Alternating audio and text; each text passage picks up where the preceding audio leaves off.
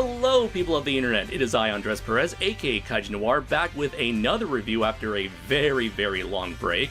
I think like the last thing I did on this channel was the Halloween livestream last year, which unfortunately got taken down due to copyright issues, despite the fact that I presume I was covering what I thought were public domain movies, but oh well, live and learn. But anyways, I'm back here with another review, this time of a franchise that is near and dear to me, something that came out that rocked the tokusatsu world by storm. It is Shin Kamen Rider from Hideaki Anno.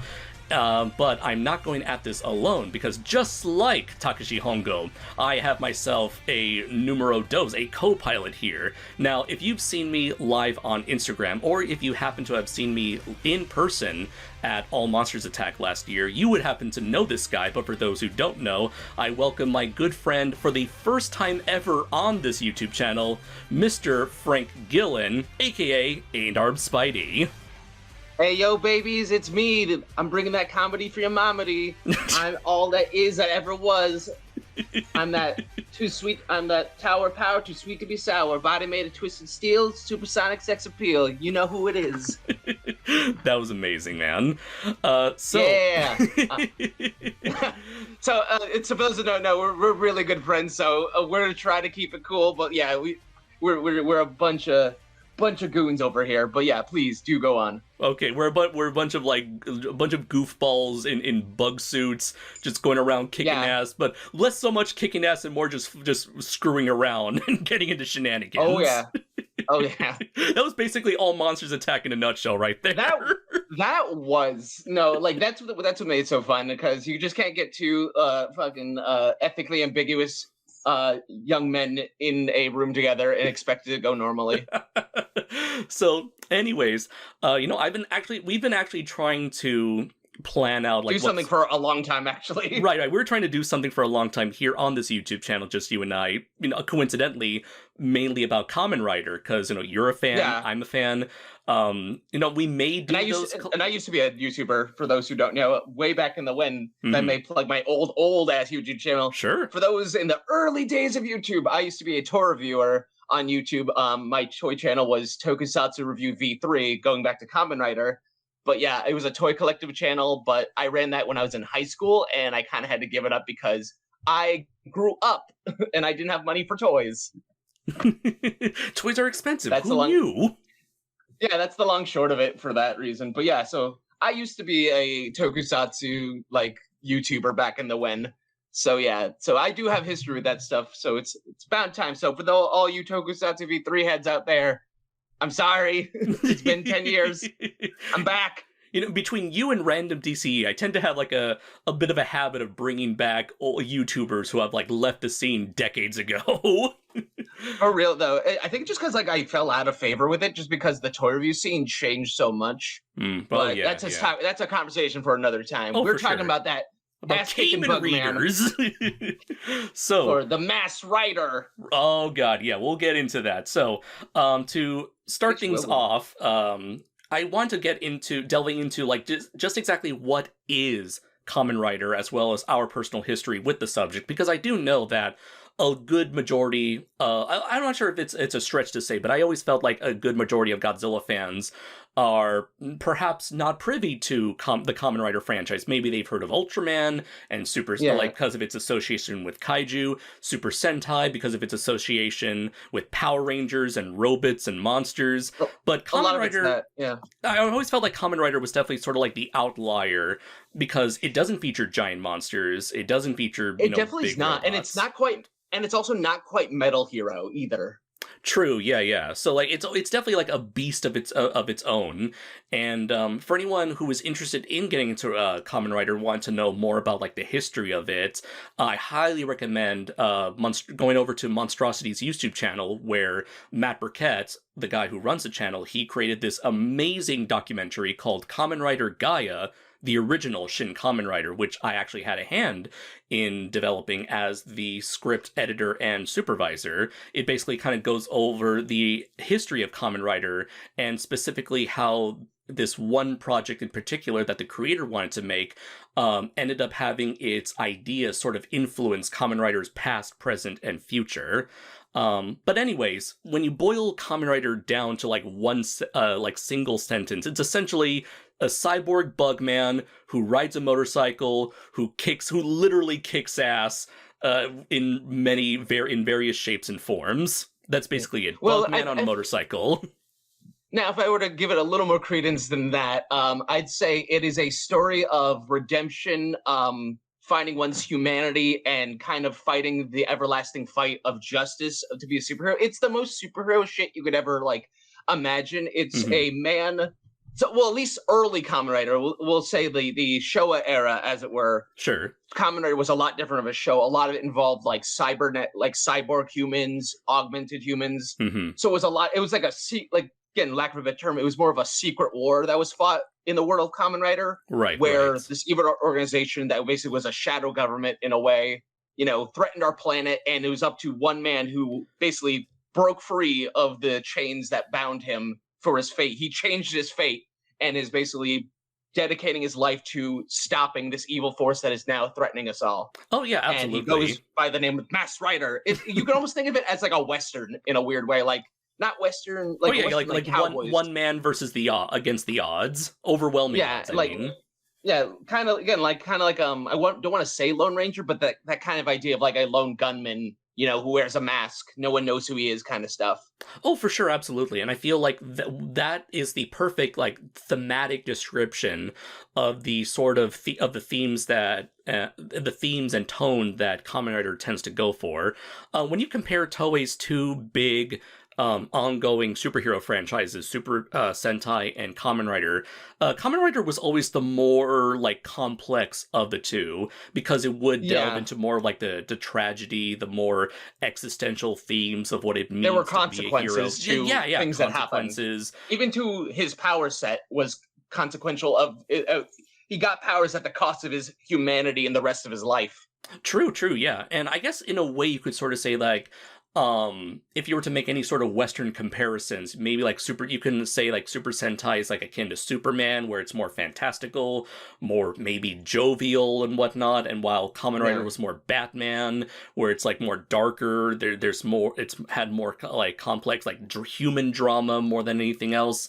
And the fact that it's just like one man, not so much like, big flashy guns and robots and all that stuff, until you get to like maybe like more recent Kamen Riders where they do imbue him with ridiculous stuff. Yeah, Kamen Rider is a very different show, so it's a real weird conversation to have where it's like, well, which one do you mean, the old corny stuff or like the weird flashy stuff now? So it's a much different series these days. Oh yeah, and you know what? Hey, much like Batman or heck, much like Godzilla, Kamen Rider has changed and evolved with the times and has certainly been like a very malleable franchise where there's like pretty much like a Kamen Rider for everyone. So even if you're not into the darker, grittier stuff, there's maybe like more lighthearted affairs that may be to your taste. But anyways, going into that, I want to actually get into our personal histories with Kamen Rider. I know like the last time I talked about Kamen Rider on this channel, to a degree, was back in 2016 when I reviewed the 2016 Kamen Rider #1 movie that was made to celebrate the then 45th anniversary of the franchise. And we watched that together, and boy... Oh, no. That was Kamen Rider the first. What am I thinking of then? Yeah, Kamen Rider #1 from 2016. This was a crossover with Kamen Rider Ghost, the newest Kamen Rider at the time. This is when you had like an old Takeshi Hongo coming in with this like... Oh, wait, I know the one. That's the one where he gets that weird buff, like... Yeah, he gets this like Dark Knight Returns like armored Batman suit. Yeah, okay, never mind. I haven't seen that. But anyways, that was the last time I really talked about Kamen Rider to an extent, and since then I have seen a good chunk of Kamen Rider since then, but I actually want to pass the mic over to you, Frank, just so people can get a sense of where you're coming from when it comes to your personal ties with the franchise. So, myself, much like a lot of people out there, probably, I was introduced to the idea of a Kamen Rider, a lot of tokusatsu, in the Saban era of TV. Mm-hmm. So we're talking like, obviously, unfortunately, Masked Rider, things like that. And that was based on Kamen Rider Black RX with, stock footage from Zeto and Black. So that was kind of my, tertiary introduction to that. So from then, I was just kind of like aware of him. But there was like a long period in which I was like, that was a show that existed, right? And I never hadn't heard anything from it since, and it wasn't, I want to say it wasn't really until, the dawn of like the internet and the accessibility of that stuff. And then me going to G-Fest where I started seeing this, bug helmeted hero with his big belt. And I was like, what's this dude's deal? And I started, looking up, grainy 240p YouTube videos of this stuff and be like, this kind of is cool. And then I saw, Kamen Rider Black RX. And I was like, oh, I saw that. This is the original version of that. I should check this out. And it kind of started from there, just kind of rediscovering something I had known, but kind of knowing where it came from, more or less. Cool. And like, so that's at least my history of Kamen Rider. Yeah. Oh, sure, yeah. And I guess like, which series in particular or movies have you seen since then, and which ones have like stood out to you as like your favorites? So the ones I've seen since then, so I've watched bits and pieces of the original one because we'll get into it, but the original series is like 90-something episodes. Stupidly long. I've definitely, so I definitely rekindled my love for Black RX because that was the one I was introduced to technically. Mm-hmm. So I decided to actually give that one a shot. And that one's one of my favorites. I've recently I watched a handful of the other ones like Kamen Rider Prologue, Zeto, J. Those are some, like for a long while, those are the ones that I was able to find readily available. I haven't watched too many of the Heisei Riders. I would say I've strictly really stuck to a lot of the Showa era Riders, like Amazon's one of my favorite ones. Mm-hmm. Not to be confused with Kamen Rider Amazons, but Kamen Rider Amazon. Mm-hmm. But those ones, and then I've watched the, I think actually my other, I can't believe I forgot this because I just name dropped it, but my other reintroduction to Kamen Rider, at least in terms of getting physical media, was buying Kamen Rider the First, or Masked Rider the First, when that was released in the States, a long time ago. And for the long time, that was my only Kamen Rider anything I owned, outside of like a bootleg DVD here and there. Mm-hmm. So for the most part, at least stateside, until, Dragon Knight on television, there wasn't much for me to, grab in terms of Kamen Rider media, So it was very limited, but I've always had an appreciation for it. Right. And that's really cool. Yeah. And I would say, like, my history is very similar to yours. Back in the 90s when Saban was just adapting various different tokusatsu shows. I grew up as a big Power Rangers fan, and I vaguely remembered Matt Saban's Masked Rider. I had a few of the toys. I remember the big crossover episodes. I remember maybe like watching a few episodes here and there, but it never just captured my attention as much as Power Rangers or Beetleborgs back in the day. It didn't, obviously it didn't stick around that long too. That's another thing in terms of syndication. Like, it went away real quick. Right. So, what was it? And then I remember there was a time when Kamen Rider Dragon Knight came out. I believe it was on 4Kids TV or the Fox Box, whatever. Whatever. It was on 4Kids TV /CW kind of stuff. So it was on. And for me, I was just at that age where I was just kind of falling out of like watching Saturday morning cartoons. Yeah, same also for me. They put the block they put it on was like, I'm not sure how schedules run where you are or anywhere else is, but it was usually like around noon for me, at least. It was like, that's when homework time is. Right. Like, cartoons are over, homework has to start. So Kamen Rider Dragon Knight was like at like 11:30. Yeah. So it was like either I caught it then or I was already starting my homework or something. Right. Or doing something else. For me, it's like my parents would always send me to those like Catholic like Saturday school sort of things, like what do you call it, like catechism classes. So like I was never able to capture like the tail end of the Saturday morning cartoon block. So yeah, unfortunately I never saw it. I did eventually during like college watch a few episodes back like when the whole series was on YouTube. Don't know if it still is today, but it's like, it's a really good show and I do recommend it. It's a show that definitely needs to be archived like seriously hard to get the good rips of it, because it's never been released on DVD and they never finished it. Yeah, that's a shame. The fact that it won an award, a daytime, like I think it was like a daytime. It was an Emmy award, I believe, for like best choreography. Yeah, because they did all outside of a handful of stuff, they did a lot of their own stuff. Right. But anyways, moving forward, I didn't really learn about Kamen Rider itself until I eventually saw TJ Omega's video on, the top 10 craziest moments in Kamen Rider history, and this is what introduced me to Kamen Rider as a whole.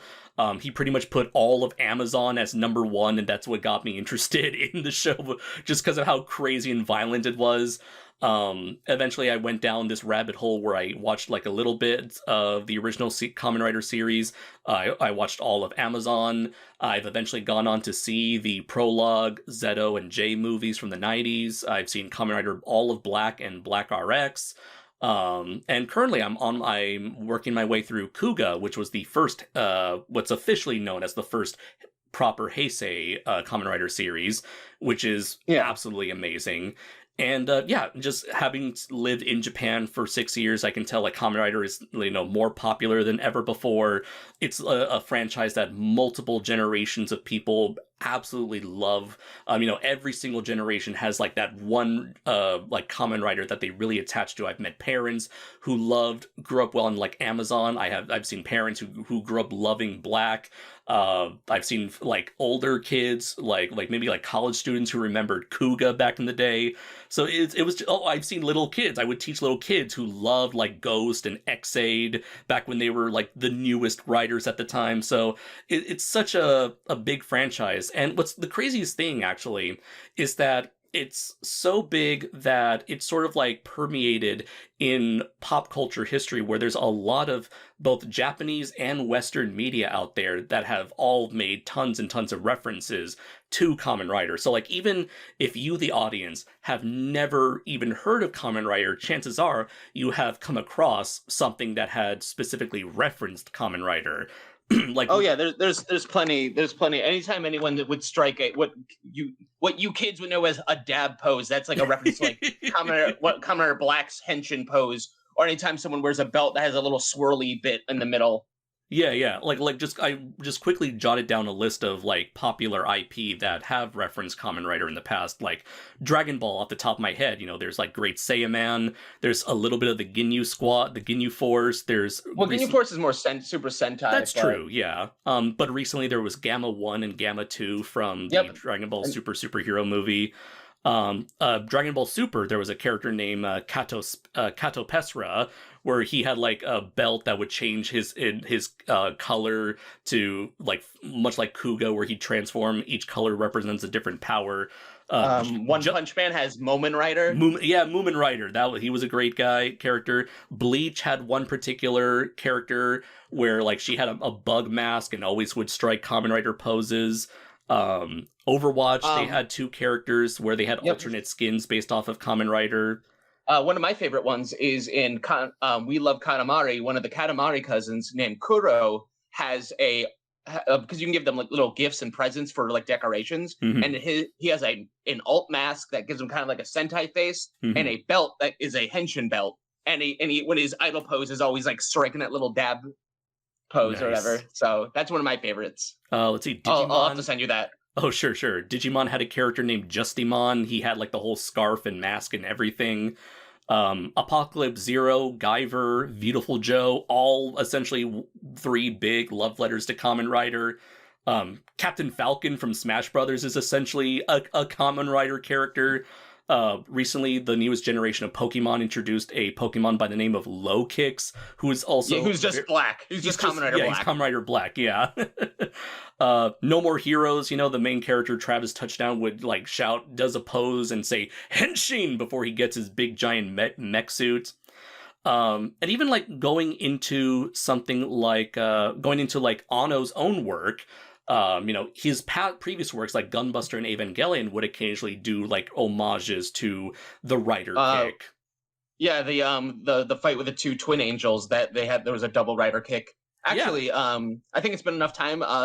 Not spoilers for the Super Mario Brothers movie, but there was a Rider kick at the end of the movie. A double Rider kick specifically. They do a double Rider kick. And it's one of those things where like not a little bit, not kind of, it's the Rider kick. Like Right. So it's unmistakable. Even fucking Mario Brothers has referenced Kamen Rider at this point. So there's no mistake. Kamen Rider has influenced a lot. Yeah, it's to quote Red Letter Media, you may not have noticed it, but your brain did.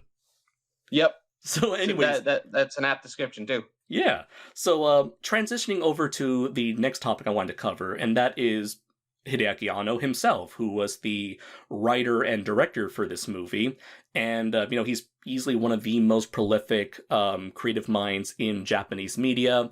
He's been a lifelong otaku, someone who's been a fan of all the stuff that he grew up in on the 70s, and that clearly shows in a lot of his work from the 80s, the 90s, 2000s, and even now in the early the 2010s and 2020s. So I know that you, Frank, are a big Anno fan. And so I want to know what has been You're your taking thoughts. the wrong, but that's not me. I ain't about it. I enjoy the man, but the man does have a habit of huffing his own farts. Well, so that's what I want to ask you about. What has been your thoughts on Anno's body of work, and especially the recent Shin movies he's been doing? What's collectively known as the Shin Japan Heroes Universe movies that started with Shin Godzilla, then Shin Ultraman, and eventually Shin Kamen Rider. Though I guess the recent rebuild of Evangelion movies have sort of been lumped in there as well. So for me, my whole thing of Anno is that he definitely has a creative mind, and it's super once you know Tokusatsu and then rewatch all the stuff, you're like, oh yeah, this guy's a big gigantic dork. So much of his work is just character striking the henshin pose, doing the Ultraman rising pose, or just being a giant monster like Godzilla. His influence, his work is littered with Tokusatsu DNA sprinkled throughout. So while I enjoy him, I feel like he's definitely fallen onto his own tropes for sure. I like to call them Annoisms. If a character has too much techno mumbo jumbo talk, I'm like, Anno, calm it down. Or the main character has daddy issues. And sometimes it's hey, Anno, we don't need camera angles inside the coffee cup. Relax. And he's like, no, this is essential. Yeah, because we don't need to put a camera rig on top of someone's fingernail. Calm it down. So it's one of those things where I respect him to a fault, but it's also you gotta chill, man. We already like you. Yeah. It's no, it's not enough. It's not enough. Everyone hates me. Which it is one of those things where it's bro, I love your shit. You gotta relax. No, it's all trash. It's all trash. But yeah, so I love his stuff, but I definitely notice whenever I find a flaw within the movie, it's majorly due to Anno going a little too far, or just being too Anno about things. And you know what? I get the feeling that with Anno, he's kind of reached almost that George Lucas point where nobody dares question him. Some people have said that, but then I think you even told me that when people do, he's instantly oh, I'm so sorry, don't hate me, I'm scared. Because I get the feeling that this guy, I think it's pretty much well known that this guy goes through a lot of mental health issues, battling depression for decades. And I wouldn't be surprised if this is an individual who has a lot very low self-esteem.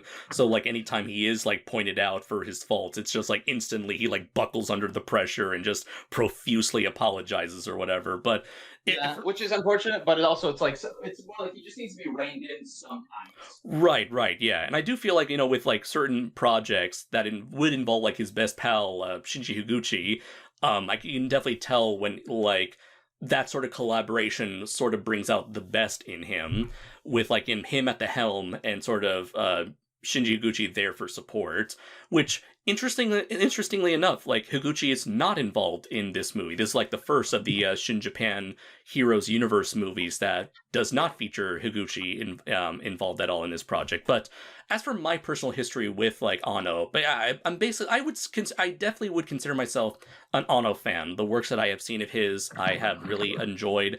I appreciate him trying to take something that he grew up loving and sort of do his own spin on things.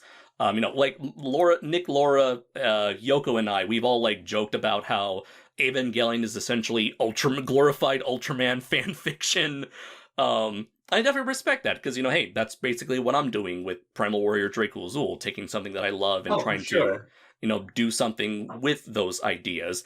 I do think people have taken that sort of praise of Anno and take it way too far, where they're oh my god, Evangelion's the deconstruction of the entire mecha genre. It's bitch, fucking Gundam did that back in '79, and even Anno knows this. But it's one of those things. I think it's because people, again, it's like with any media. The moment you put it out there, it's not yours anymore. that's very true. Oh yeah, especially with Evangelion, where people would like to interpret Like a the lot of moment they its saw the visuals. crucifix, they're like, "Oh my god, it's about to." And Anna's like, "Nah, man, I just thought that shit was cool looking." Exactly, yeah. But yeah, I've enjoyed Evangelion. I've loved his earlier works, his student films, like what was it, Dain Nippon, which was like a Super Sentai parody.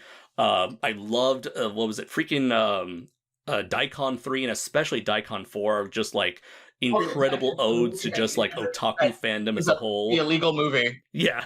Gunbuster is easily still to this day my favorite Anno project ever because I would say Gunbuster probably is his crowning achievement because I think that one he took his time with it and hit the beats he wanted to because again that's what, 6 episodes? 6 episodes, yeah. I think that like again, that is a movie. If that was a movie, it would be a long movie, but like that's kind of a forerunner of like what he's done in all. Like if you watch Gunbuster and then you watch literally anything he's ever done since then, you're like, oh, okay.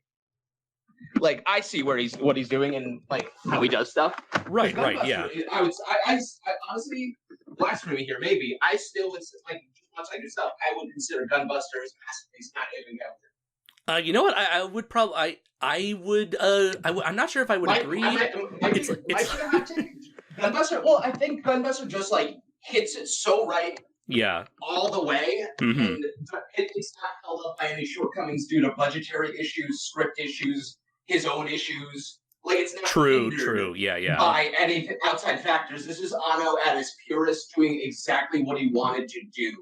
That is very true. Yeah. It's basically Anno being able to do everything he wanted with no outside influence whatsoever, and like no pressure whatsoever. I think for the most part, Eva is. But then, if you read a lot of the history, the fact that the rebuilds exist is because people were shitty about the way Eva ended and didn't accept what was. For Gunbuster, there's like a Gunbuster spin-off, but Gunbuster itself unchanged because it's exactly what he wanted.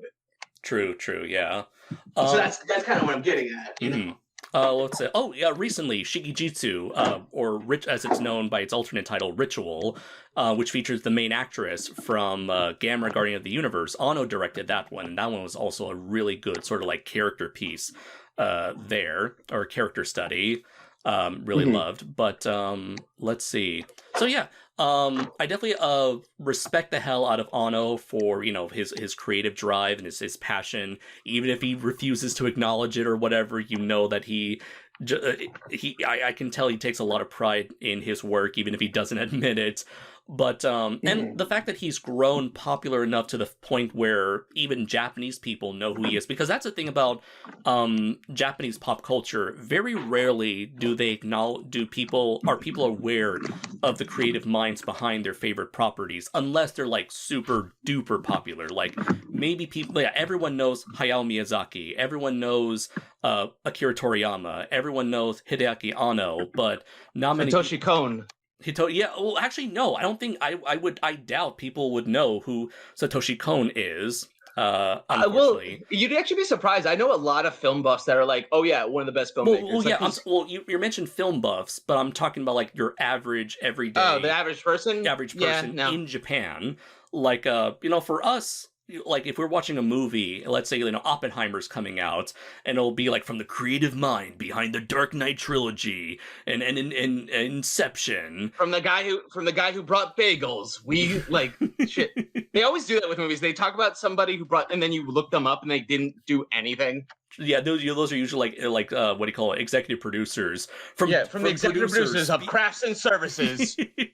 But the thing is, it's like they always put those like directors' names in the marketing, whereas in Japan they rarely do that, and so most people are unaware of some of like the best minds out there. So like when in terms of directors, I feel like the only Japanese directors that most Japanese people, your average Japanese person would know, would probably be what was it, Akira Kurosawa, Hayao Miyazaki, and then if you happen to be like 40 or younger, Hideaki Anno. But yeah, in any case, it's like the fact that he was able to like work his ass hard enough to make something that connects with people from multiple generations. Like Evangelion, I'd argue, is perhaps one of, if not the biggest, most relevant IPs in Japan still to this day. And the fact that I have met like people in their 30s, people in their 40s, people in their 20s, I've seen people in their teens all fans of Evangelion, and I think that's just like a beautiful thing to make something that connects with so many generations. But so yeah, it's like, yeah, he's not nowhere near the greatest nor the best like director out there, but No. I gotta give him props for making it as far as he did, and I'm still generally a fan of his work. Now, onto the Shin Japan Heroes Universe movies. Oh boy. Yeah, so those are like it's sort of like at once, like in the middle of one could call them the decisive trilogy. Yeah, it's like this has been like just sort of like Anno basically getting the chance to relive his childhood and just recreating his favorite moments from his favorite franchises. And like first it was Shin Godzilla, which was basically, oh, here's, basically Godzilla 54 in a modern day where I get to critique the government for so and so reason, and just showcase a brand new radical take on Godzilla that's both familiar and new. Then we move on to Shin Ultraman, which is basically here's me remaking several of my favorite Ultraman episodes. And then Shin Kamen Rider, here's me remaking several of my favorite moments from the original Kamen Rider series. Yeah. And in the middle of all that... Even with the rebuilds, it's same with the rebuilds too. It's like, let me truncate the series into kind of a condensed version of what a story I kind of wanted to tell, but couldn't before. Right. And then it's like, oh, let me take it. I'm feeling kind of bored at the moment. Let me just take it into a wild new direction, off of like through sheer whimsy or whatever. It's like, I don't feel like retelling the exact same story. Let me just do this other thing here. Yeah. So it's cool, but I've definitely noticed they've been very divisive films, to say the very least. Yeah. But at least the one thing I can say when it comes to like these like staples of like pop culture, Ultraman, Godzilla, Kamen Rider, at least like for the most part, we'll get into it, but they've been consistent, giant air quotes there in terms of like director, because like again with like the MonsterVerse, it's like or even with Star Wars, they have a different director every single movie, so the style in which those movies are presented are vastly different, which isn't a issue all the time, but in terms of like tone wise, it's good. Sometimes it's refreshing to be like, okay, I kind of know what kind of direction he's going to go with all of these. Not exactly, but I know what to expect in terms of the way he makes movies. Right. With Shin Godzilla, it was co-directed by Anno and Higuchi. Shin Ultraman was just Higuchi with Anno, I believe, writing it. And then Kamen Rider was just Anno being the director and writer for this movie. And it shows. Yeah. And when it comes to... We'll get into it. Yeah. And when it comes to not End of Evangelion, Evangelion 3.0 plus 1.0, Thrice Upon a Time, I think that was all Anno. Or I could be wrong. Yeah. I don't know if Higuchi was ever attached to any of these rebuild movies. I don't think so at all. Okay, then. So yeah, they're divisive movies. Me, let's see, I love Shin Godzilla. Wasn't really a fan of Shin Ultraman for reasons I'll get into when we cover Shin Kamen Rider. And Shin Kamen Rider, I'd say, is for me, like I really dug the hell out of Shin Kamen Rider, just to put it out there. And then Evangelion, Evangelion 4.0. Really, I really enjoyed it. It's perhaps maybe even unloved it, but we'll see how. Maybe my opinions will change with time, as my opinions tend to do with a lot of movies over the years. But yeah, so Frank, you ready to delve into Shin Kamen Rider? Or you got something else to say?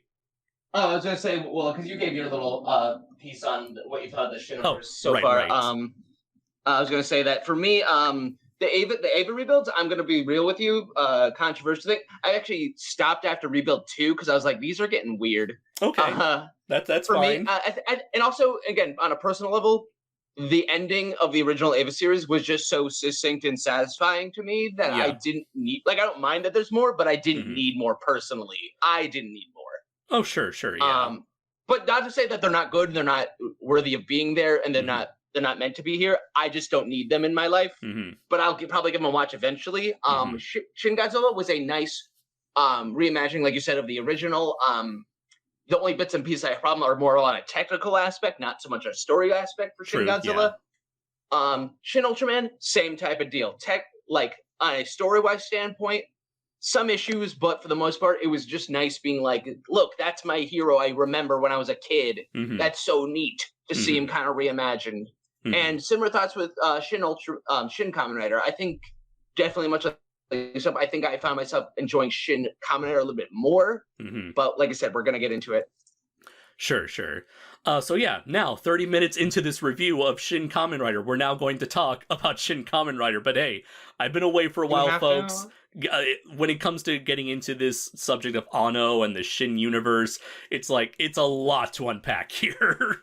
Oh yeah, oh baby. So yeah, going into Shin Kamen Rider, much like Shin Godzilla, Shin Ultraman, it's essentially sort of Anno retelling or doing a modernized take on the original property, the original installment that started each respective franchise. Although in the case of... go ahead. Yeah, actually, we might bring up the same thing. I sorry for interrupting, but I feel like one of the big major differences between all of these is that Godzilla was a movie first, Ultraman television show first, Kamen Rider was a manga first. Right. Well, it was sort of like the manga and the TV show, I'd say, were sort of developed roughly around the same time. Sort of like, whenever Go Nagai pitches a new TV show, and then he and his pals over at Dynamic Productions would then create a tie-in manga to coincide with the release of the TV show, like shortly before the TV show even airs, to get people familiar with the property. But so I will give credence to the movie at points where it does lend itself to the manga a little bit more than the big television time. Yeah. In all of these movies, Anno would tend to take like elements from like earlier versions of the property and sort of like sprinkle them into his works. Like with Godzilla, he has a more grotesque design that's sort of like hence the Shin moniker, because I believe, what is it? If again, correct me if I'm wrong, Shin is like either means like true or like, what is it? Like, I mean, so it's like it's symbolic of like being like the truest, purest version of something.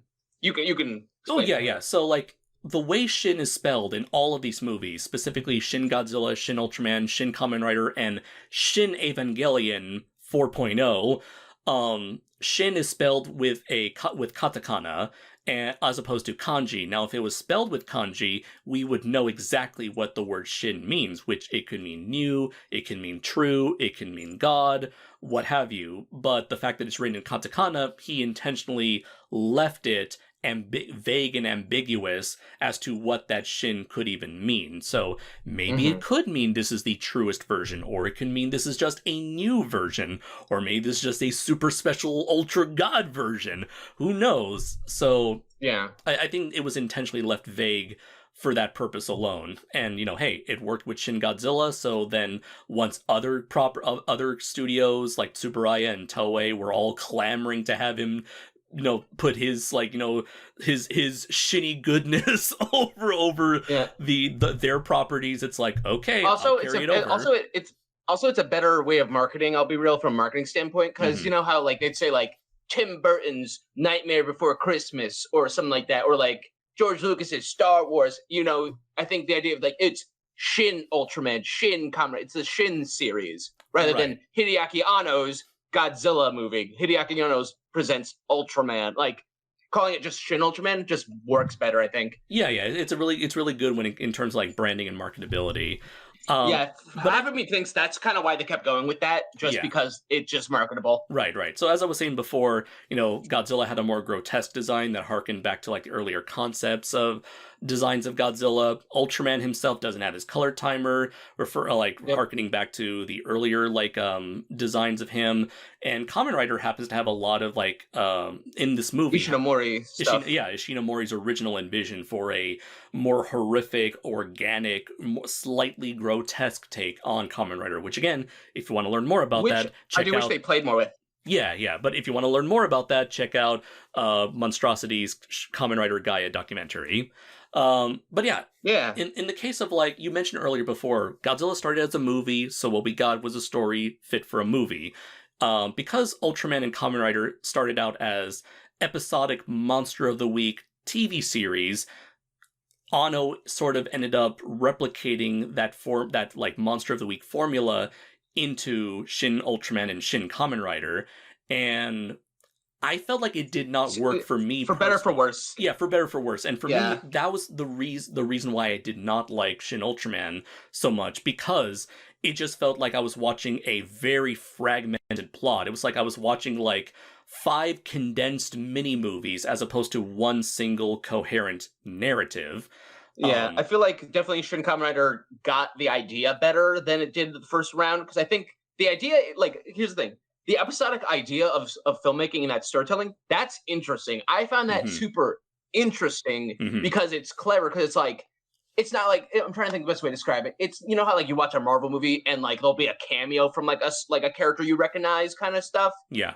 Like you'd be like, you know, somebody will say a certain thing like, oh, that's a reference to issue something something. Right. This is like that equivalent of that, where it's like, oh, that's the monster from episode 3 doing this thing. Like, like that's kind of what they're going for. But I think the first try they had with it didn't really work the way they intended, because like you said, it kind of just like out of nowhere, boom, we're off to like episode, 26, like after an hour spent with like episode 2 and 3 kind of stuff. Right. Without proper lead-in. Shin Kamen Rider did a little better, where it's all there already. We're just kind of seeing it unfold. Right. Oh yeah, absolutely. And we discussed this yesterday, how what helped out in Shin Kamen Rider's case was, when it comes to the plot of the original Kamen Rider, it always had one single antagonistic force, that being the evil organization Shocker. You have one organization, pumps out all these mutant bad guys, and Kamen Rider has to fight his way through to get to the final boss. In a way, it kind of reminds me of, like, say, like a Bruce Lee movie, like Game of Death, walking up that tower, fighting a bunch of one bad guy after another until he gets to the main antagonist. Or Kill Bill, in a sense. Kill Bill Volume 1 and 2, the bride is fighting off a lot of, like, Bill's goons or henchmen, or his main people, before eventually confronting Bill himself. And that's essentially what the plot is here, and I think that works far better as a cinematic narrative than with like Ultraman. I said, the bad guys are already there. With Ultraman, with Ultraman, those who know that series, a lot of those monsters are unrelated to each other, so they'll just show up. Same with the aliens; they'll just show up. They're never in cahoots with each other. Like Andreas was saying, the Conrad, that's an organization, so it's like one after the other, but it's all the same, like, core, bad guy. So it's not like these characters are coming from nowhere. We know where they're coming from. So there's not need for a lot of setup. You instantly know, like, oh, that guy, he's from the bad guys team. That makes sense. Absolutely. Yeah. And it's kind of crazy how this movie even starts, where much like with like Shin Ultraman and Shin Godzilla did this to an extent, but this one is probably like the most, like, sort of like, you're in your face, you just get thrusted into the middle of an action scene right from the very get-go. It starts off with this motorcycle chase where the Shocker henchmen are fighting against some dude in a bug helmet with this girl on it, like, holding on to him for dear life. Eventually, the bug guy disappears. You find this Spider-Man looking dude who's like, oh, we got you now. Then Kamen Rider shows up and he starts fucking exploding people's heads like they were balloons made of red bubble, like red paint. Yeah, and again, we get a nice a quick fight scene. Then we get some some plot explanation, exposition, and then we get basically, again, this is where I'd say, like, this is the most Anno part of the movie. Is basically the fight with the Spider Augment, or in the original, the Spider-Man, which is his first villain that he ever fights. And that one is the most, like, the closest to the original source material as he got. I think in any of the ones he did, he's definitely gotten close with a lot of them, but this is almost like shot for shot, unapologetically. This is my favorite scene here. I did it. Yeah. And then he proceeded to do, like, his own takes on the various different bad guys for the rest of the movie. But I would say the opening, what is it? The opening, like, what would you say, 30 minutes, 40 minutes is just like the first episode of Kamen Rider. That is true. Yeah, I can see that. And I would say, like, in terms of, like, how the story is paced, At no point was I bored with the movie, but I have heard complaints from people where they feel like the movie's a little bit too long, or it drags here and there, or I can definitely attest to that. It definitely Mhm. had points where I was like, okay, they hopefully are wrapping this up. Hmm. Right, right. And I do feel like perhaps because a lot of these scenes, because this is a Shin Anno movie, a lot of the scenes are very like separated or from each other, very like segregated, where you could like remove an entire fight with a certain bad guy, and the rest of the movie wouldn't really change all that much. Like remove like the guy with the fight with the bat augment, or Because remove. that one, it really Mhm. doesn't serve any purpose. Also, let's Yeah. see, for time comparison, so Hmm. Shin Ultraman, hour 52 minutes. Hmm. Shin Kamen Rider, 2 hours 15 minutes. Ah, yeah, yeah. So it's definitely a lot longer. It didn't need to be that long. And just True. for comparison's sake, so keep talking. I'm gonna check how long Shin Godzilla was. Oh, sure, sure, yeah. I forgot to mention earlier before that since we were Shin Godzilla, solid 2 hours. Okay, okay, yeah. But Now, that one I'm fine with just being because that's like a Godzilla movie. yeah. Let's see. So also forgot to mention earlier before that this isn't exactly the first time the original 1971 Kamen Rider has been remade. So like back in No, 2005. this is the bad parts. This is the true. This is the true right here. So, back in 2005, there was another attempt at making a Kamen Rider project that appeals to an older, audience with a darker, grittier story in concept, which again, not new for Kamen Rider. And they wanted to make a remake of the first series into a movie, just like this one, called Kamen Rider The First. And I'm trying to see how long that movie was, how long its runtime was. And also, while you're doing that, at the same time in Japan, there was also this new show called Garo. For those who know that one, and that's basically a more brutal take on the tokusatsu genre, where it's a lot of blood, some nudity. It's more high-paced action for like adults. It's the equivalent of like a CW show. You could even think of it like Arrow or The Flash, or heck, even like Game of Thrones. It's more for like the HBO and like the HBO audience.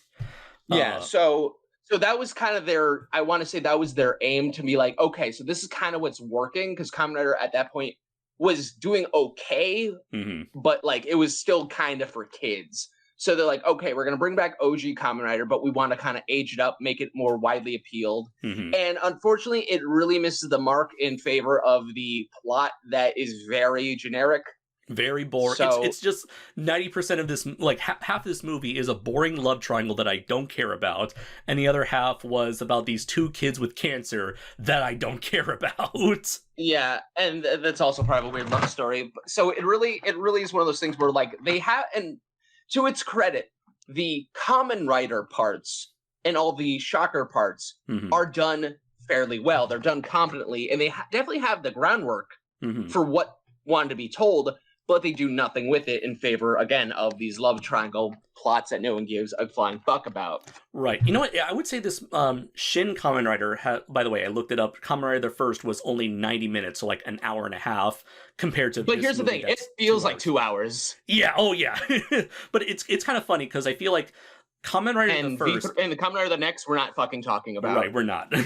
So I feel like Shin Kamen Rider has like an opposite problem to Kamen Rider the First, where the first I don't care about any of its characters.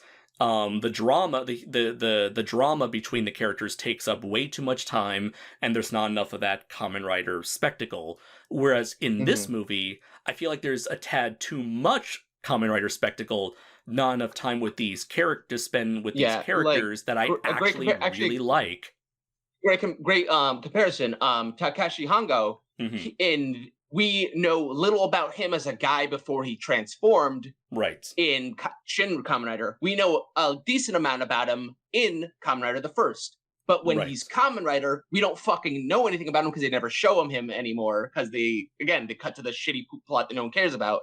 Right. And so it's like they highlight a lot of action in Shin Kamen Rider, but it kind of takes away from who Takeshi Hongo is as a person, in favor of a weird retake of his personality, which I'm not a fan of. Okay, let's see. So with this take on Takeshi Hongo, Takeshi Hongo. Are you familiar with the character of Takeshi Hongo? Because I am fine kind of telling you all about him. It's been a while since I've seen the OG Kamen Rider, but for me and for the sake of the audience, how about you explain Sure. who Hongo was originally in the show? So I'll kind of truncate it. So for the most part, Takeshi Hongo is kind of like your like everyday man's man. Think like a guy. He's like smart. He's handsome. He's talented. Rides his motorcycle, but he's also super intelligent. Mm-hmm. Even in Kamen Rider the first, we get a taste of that. Rides a motorcycle. He's super intelligent. He works at like a research facility. So the guy's got a lot going for him. So when he gets taken by Shocker and turned into the writer, it's more impactful because you're like, oh, he had this whole life taken from him. When we meet, when all we know about the new Takeshi Hongo in Shin Kamen Rider is that his dad was a police officer and he's sad about him dying. We don't know if this version of Takeshi Hongo was smart, if he had friends, if he had any other skills of riding a bike previously. We don't know anything about him other than I miss my papa. I guess for me, it's like I was under the impression that this Shin version of Takeshi Hongo was sort of like a wandering vagrant with no clear sense of purpose or no direction in his life, and was sort of like lost and aimless. And by the time he became Kamen Rider, he was now fitted with this reluctant hero role and was sort of like, well, I didn't exactly ask for this, but maybe this is the path that I should take because of his, he had so much reverence for his father that he decided he would then become like wanted to be as good of a person as father was and would end up following that same path. Though I don't know. As good as that sounds, however, that takes everything away from what made the original Takeshi Hongo. Great. No doubt, it's a fundamentally different character. I'm just saying that. It makes him. Go ahead. Yeah, I was going to say it makes me like. I'm trying to think. It's trying to say it the right way. It makes me like. It makes me less sympathetic for him because it's like. Well, this guy didn't have much going for him as it is. It's neat. It sucks that he got like whatever life he could have had taken from him, but it's not like he had much of a life to begin with beforehand. So it's one of those things where I can't place myself in his shoes as much. Like I can relate to the not knowing your purpose thing for sure, but like not in the as much emotionally as like, oh, if that were me, what if my whole life was stripped away? Like that was like you don't have that anymore. And also him gripping with his humanity, you don't have that much either. Because again, a guy who didn't have anything going on, what does he have to like, dwell upon? He didn't have much going on beforehand, so it's not like, oh, how am I going to live as a normal guy anymore? It's like you've never lived before. Why does that bother you?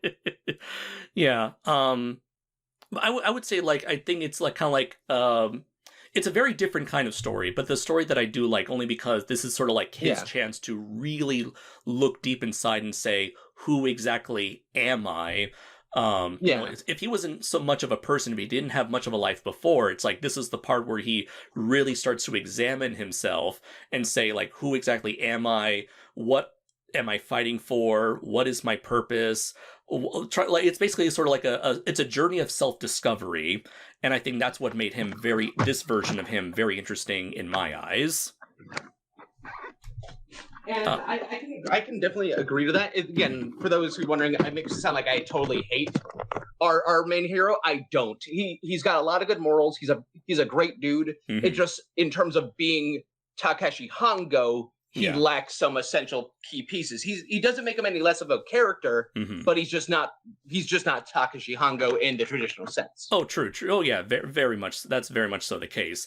Which is not new when it comes to the Shin movies, where the main character for Shin Ultraman is very different. Yeah, he's not even Hayato. I think he's like another character, like Tachi. Yeah.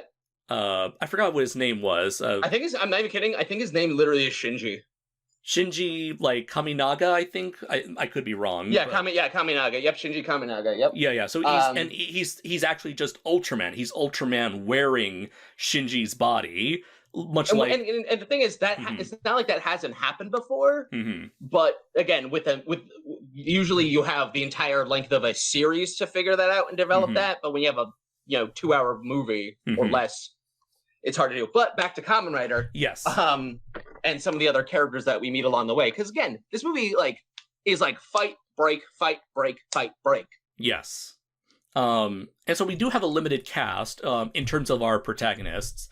Alongside Takashi Hongo, we have Ruriko. She is the female lead. She is the daughter of the scientist that helped turn Hongo into Kamen Rider.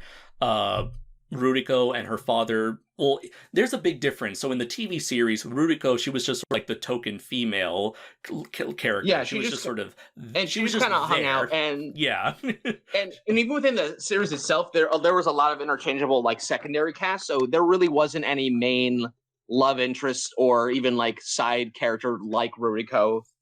As much as you might think. It was just like an interchangeable set of characters to eventually be taken hostage by the bad guy for Kamen Rider to fight. It's like, oh shit, I have a personal stake in this now. But I really do like that they gave her like a more active role in the story where she was involved in Shocker from birth. They mentioned that she was actually like artificially created, and that she herself is like partially augmented by having the ability to sort of like communicate or like work around computers from a mental using her mind. She never grew up having like a real normal childhood. She has barely a grasp on what humanity is and what it means to be human. But all she knows is that what her brother and Shocker are doing are fundamentally wrong, and that is why she and her father ultimately tried to free Kamen Rider in the hopes of having him put a stop to all of this. And it's through her and again, interactions... which Go ahead. Makes that so different. And also, I think we're about to say what makes that so different in terms of what I'm trying to think. What do you call it? It's his call to action is far different, right? Because it is asked of him, not so much decided by him.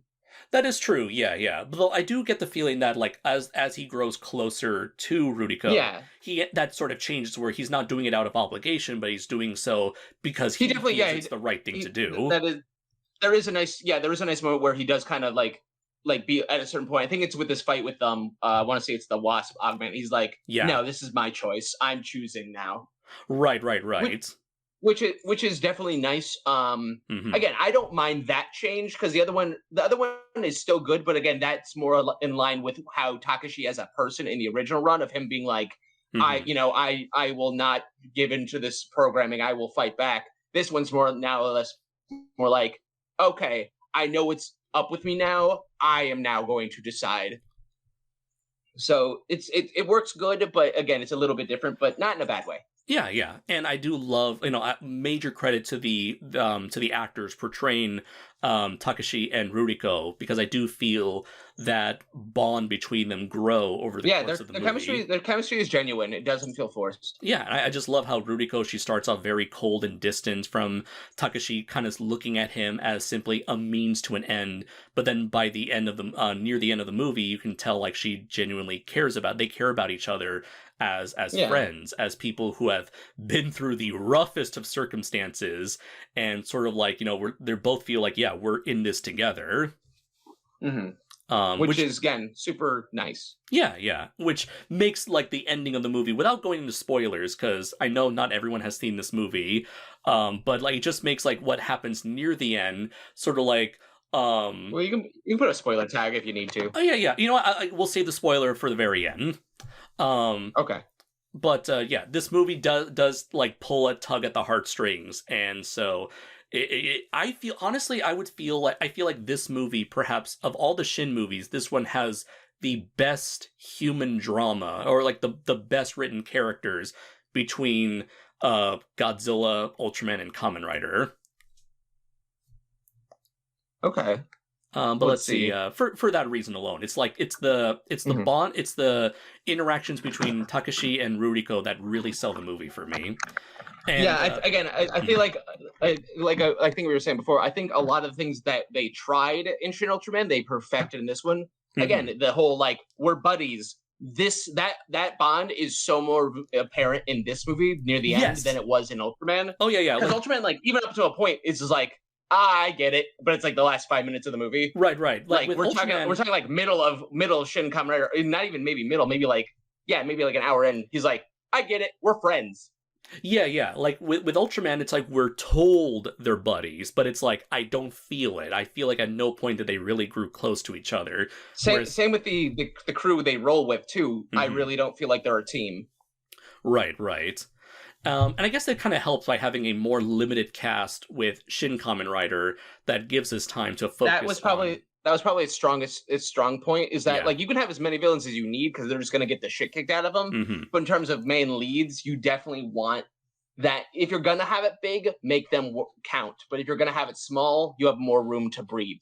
Very true. Yeah, and that's I can sort of relate to that as a writer because that's exactly the approach I took with Draco Azul. I mainly have three protagonists to really focus on and sort of expand upon their interactions and relationships with each other. Um, Yeah. but going into the, speaking of the three-man team, going to the third individual, the third major protagonist, Hayato Ichimonji. So, what Yep. were your Rider thoughts on this 2. guy? So Rider 2, they got him correct. Hmm. They basically just modernized him a little bit, but for the most part, he's kind of how he. So they basically mixed his original concept because Hayato Ichimonji, for the most part, he's like the best way to describe him almost. It's going to be kind of funny and ironic coming from me. He's almost like Peter Parker. He's a journalist. He's always out for a thrill. He kind of lives life by the seat of his pants. He's a free spirit Hmm. compared to Takashi. Even when he gets turned into a cyborg, he's still free spirited. Even though he has responsibility, it doesn't really change him as a person all that much. Hmm. So when we're introduced to him, even though he's kind of like, I was, made to defeat you, Takashi, but like he's still cracking jokes. He still has his personality with him. And they take a little bit of that from the Kamen Rider first, again, where they pit Hayato against Hongo in Hmm. their first encounter, which I'm like, it's fine.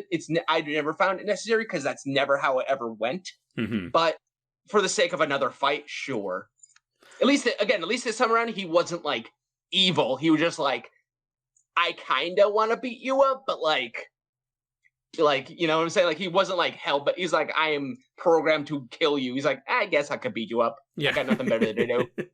Which I Right. kind of prefer because again, that shows that like Hayato is like not evil. He's just like, yeah, fuck it. I don't know what to do. I was put in this bug suit. What else am I supposed to do with my time? Right. He's doing Might it as just well. because it's like, well, but it's like I was Yeah, it's created for literally this like it's purpose. it's like might as well. That guy said, "Hey, kick the shit out of this guy." Sure, I guess. Yeah. Especially when And for like. the most part, he does. Mhm. Yeah.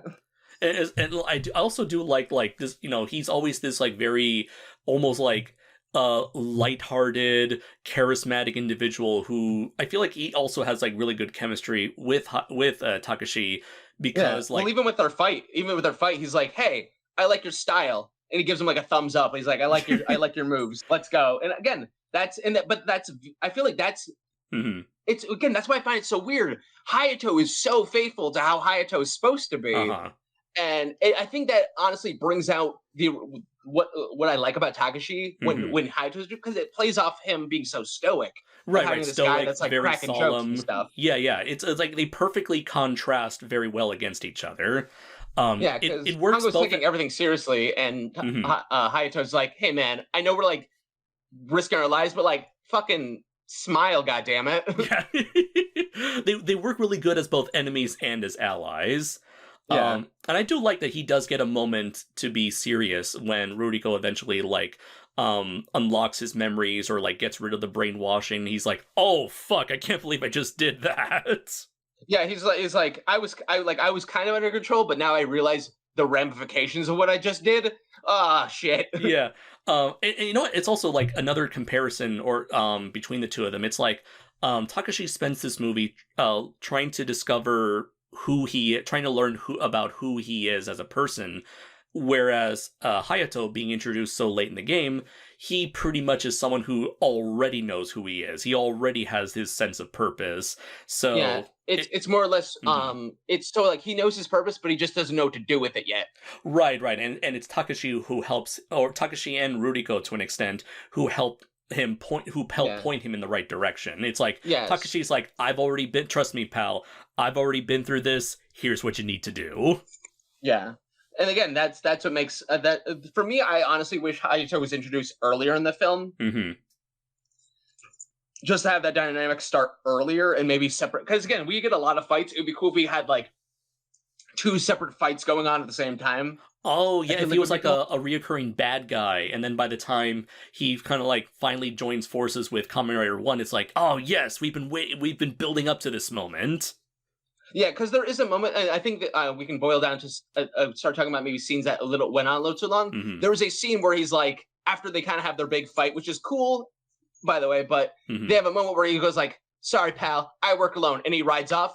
Not even a scene later, he joins up with him again. So it's like, the fuck, what was the, like, that's what I'm saying. Like, if you did that earlier in the film and had him, like, kicking ass somewhere else, that would have made sense. But literally, it's like, see you later. 2 seconds later, hey, what's up, dude? Yeah. it's like saying goodbye to your friend and you both walk in the same direction. Right. Let's see. Oh, you know what? I just remembered. So, like, there's that, like, half chameleon, half mantis augment. Yeah, which is a combination of 2 episodes, by the way. Right. It's like Anno couldn't help himself. He wanted to include as many goddamn references as he wanted because he's a fucking dork, as we have established, to the point where it's like, well, like, I want to introduce 2 guys. It's like, we don't have the budget, or we don't have the time to introduce 2 more guys. Fuck it, I'll make them 1 guy. Yeah, because, well, so since we're bringing that up, to clarify what episodes are referenced, we have episode 1 and 2, Mysterious Spider-Man and Terrifying Batman. We have a bit of Scorpion Man in the version of Scorpion Woman, which is again another scene didn't need to be there unless Hayato was there. Yeah.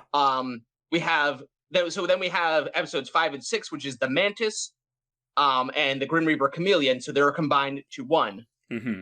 So because then they're combined to 1, and then you have the Wasp Woman, which is actually episode 8.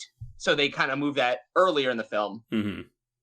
Because for those who don't know, in the original run of Kamen Rider, Takashi Hongo's actor suffered a grievous injury doing a stunt and basically had to leave the show for a little while, maybe around episode 10 or 11. So then Hayato basically took over and established a lot of the iconic canon that is Kamen Rider, a la the Henshin pose, calling out attack names. A lot of that cool stuff really started in the Hayato era. So a lot of what makes Kamen Rider started with Hayato Ichimonji. Right. In a way, it's sort of like how Ultraman was sort of like the guy who set the standard, who kind of like established the franchise. Meanwhile, it was the second dude, Ultra 7, who came in and sort of like helped rise that franchise's popularity to new heights. Yeah, so it wasn't just a flash in the pan kind of deal. Yeah. So Hayato's introduction is super important. That's why, again, I wish there was more of him. But then then they kind of start throwing things out at random. Like we get another jump cut to the Shocker Riders, which is like, I want to say not even till like I think that's either in a movie or in a much later episode. Yeah, I think that might have been somewhere in like the 80s, like within the last, I don't know, the last batch of episodes, like the last 10 or 15 episodes of the whole show. Yeah, let me look when they appear. So, but yeah, but it's a cool scene. And also the music and sound effects are top notch. Yeah. But before I think. I just found it. Yeah, the Shocker Riders don't show up until episode 91. Oh, so it's the last episode of the series then? No. Yeah, it was 98 episodes, I think. Yeah, so they show up and they're like they're one of the last like enemies the team faces against. Yeah. So when I say they skipped around a bunch, and the fact that I just said 90. But for the most part, with the exception of the Shocker Riders, they mainly stick to like the first 10 or 11 episodes of the franchise before the torch is eventually passed on to Kamen Rider number 2, which it's sort of a minor spoiler. Yeah, Kamen Rider 2 does take over by the end of the movie. Which again isn't when you say that's a spoiler, because again, that's most of Kamen Rider, the original run of Kamen Rider, is Hayato Ichimonji for about 30 to 40 episodes by himself. Right. Before Hongo eventually comes back into the fray. Yeah. Anyways, what were we talking about prior? We were talking about how, like, all these various different enemies, they're all thrown in here. And I brought up the Mantis Chameleon hybrid creature because he was introduced earlier in the movie, unlike the other augment villains. So you think he would have like a bigger role, but no, he's just there and then he's quickly dispatched in the same scene, which is like... Speaking of characters who are introduced and they do nothing with, do we want to address the android in the room, fucking Agent K? I will, but hold on, I just want to say, like, when in that scene where they first introduced, how would you say, when they were first setting up, establishing the Mantis Chameleon hybrid dude. He's invisible. He's invisible, but I think that point in the movie, you could have like introduced Hayato in that scene instead. Yeah, you could have had Chameleon being like told to do something, and then have Hayato being like standing in the background or something. Right, potentially. But anyways, yeah, because it is weird that they would make, because sorry to cut you off again, is the fact that they would introduce Hayato as Rider 2, yeah, and then again a scene later introduce 10 Shocker Riders. You know what I'm saying? It's like, because the idea of introducing more Shocker Riders is like, oh no, our second attempt at a Rider failed. Now let's work on a solution to end both of them. So so the fact that they had that in the wings like immediately didn't make sense. Yeah, which again, that's what happens when you're kind of like throwing in references for the sake of having references. But anyways, yeah, you brought up a character, an android by the name of Kei, who is an Ishinomori character also created by Shotaro Ishinomori, same dude who made Kamen Rider, for his own manga and TV show called Robot Detective Kei.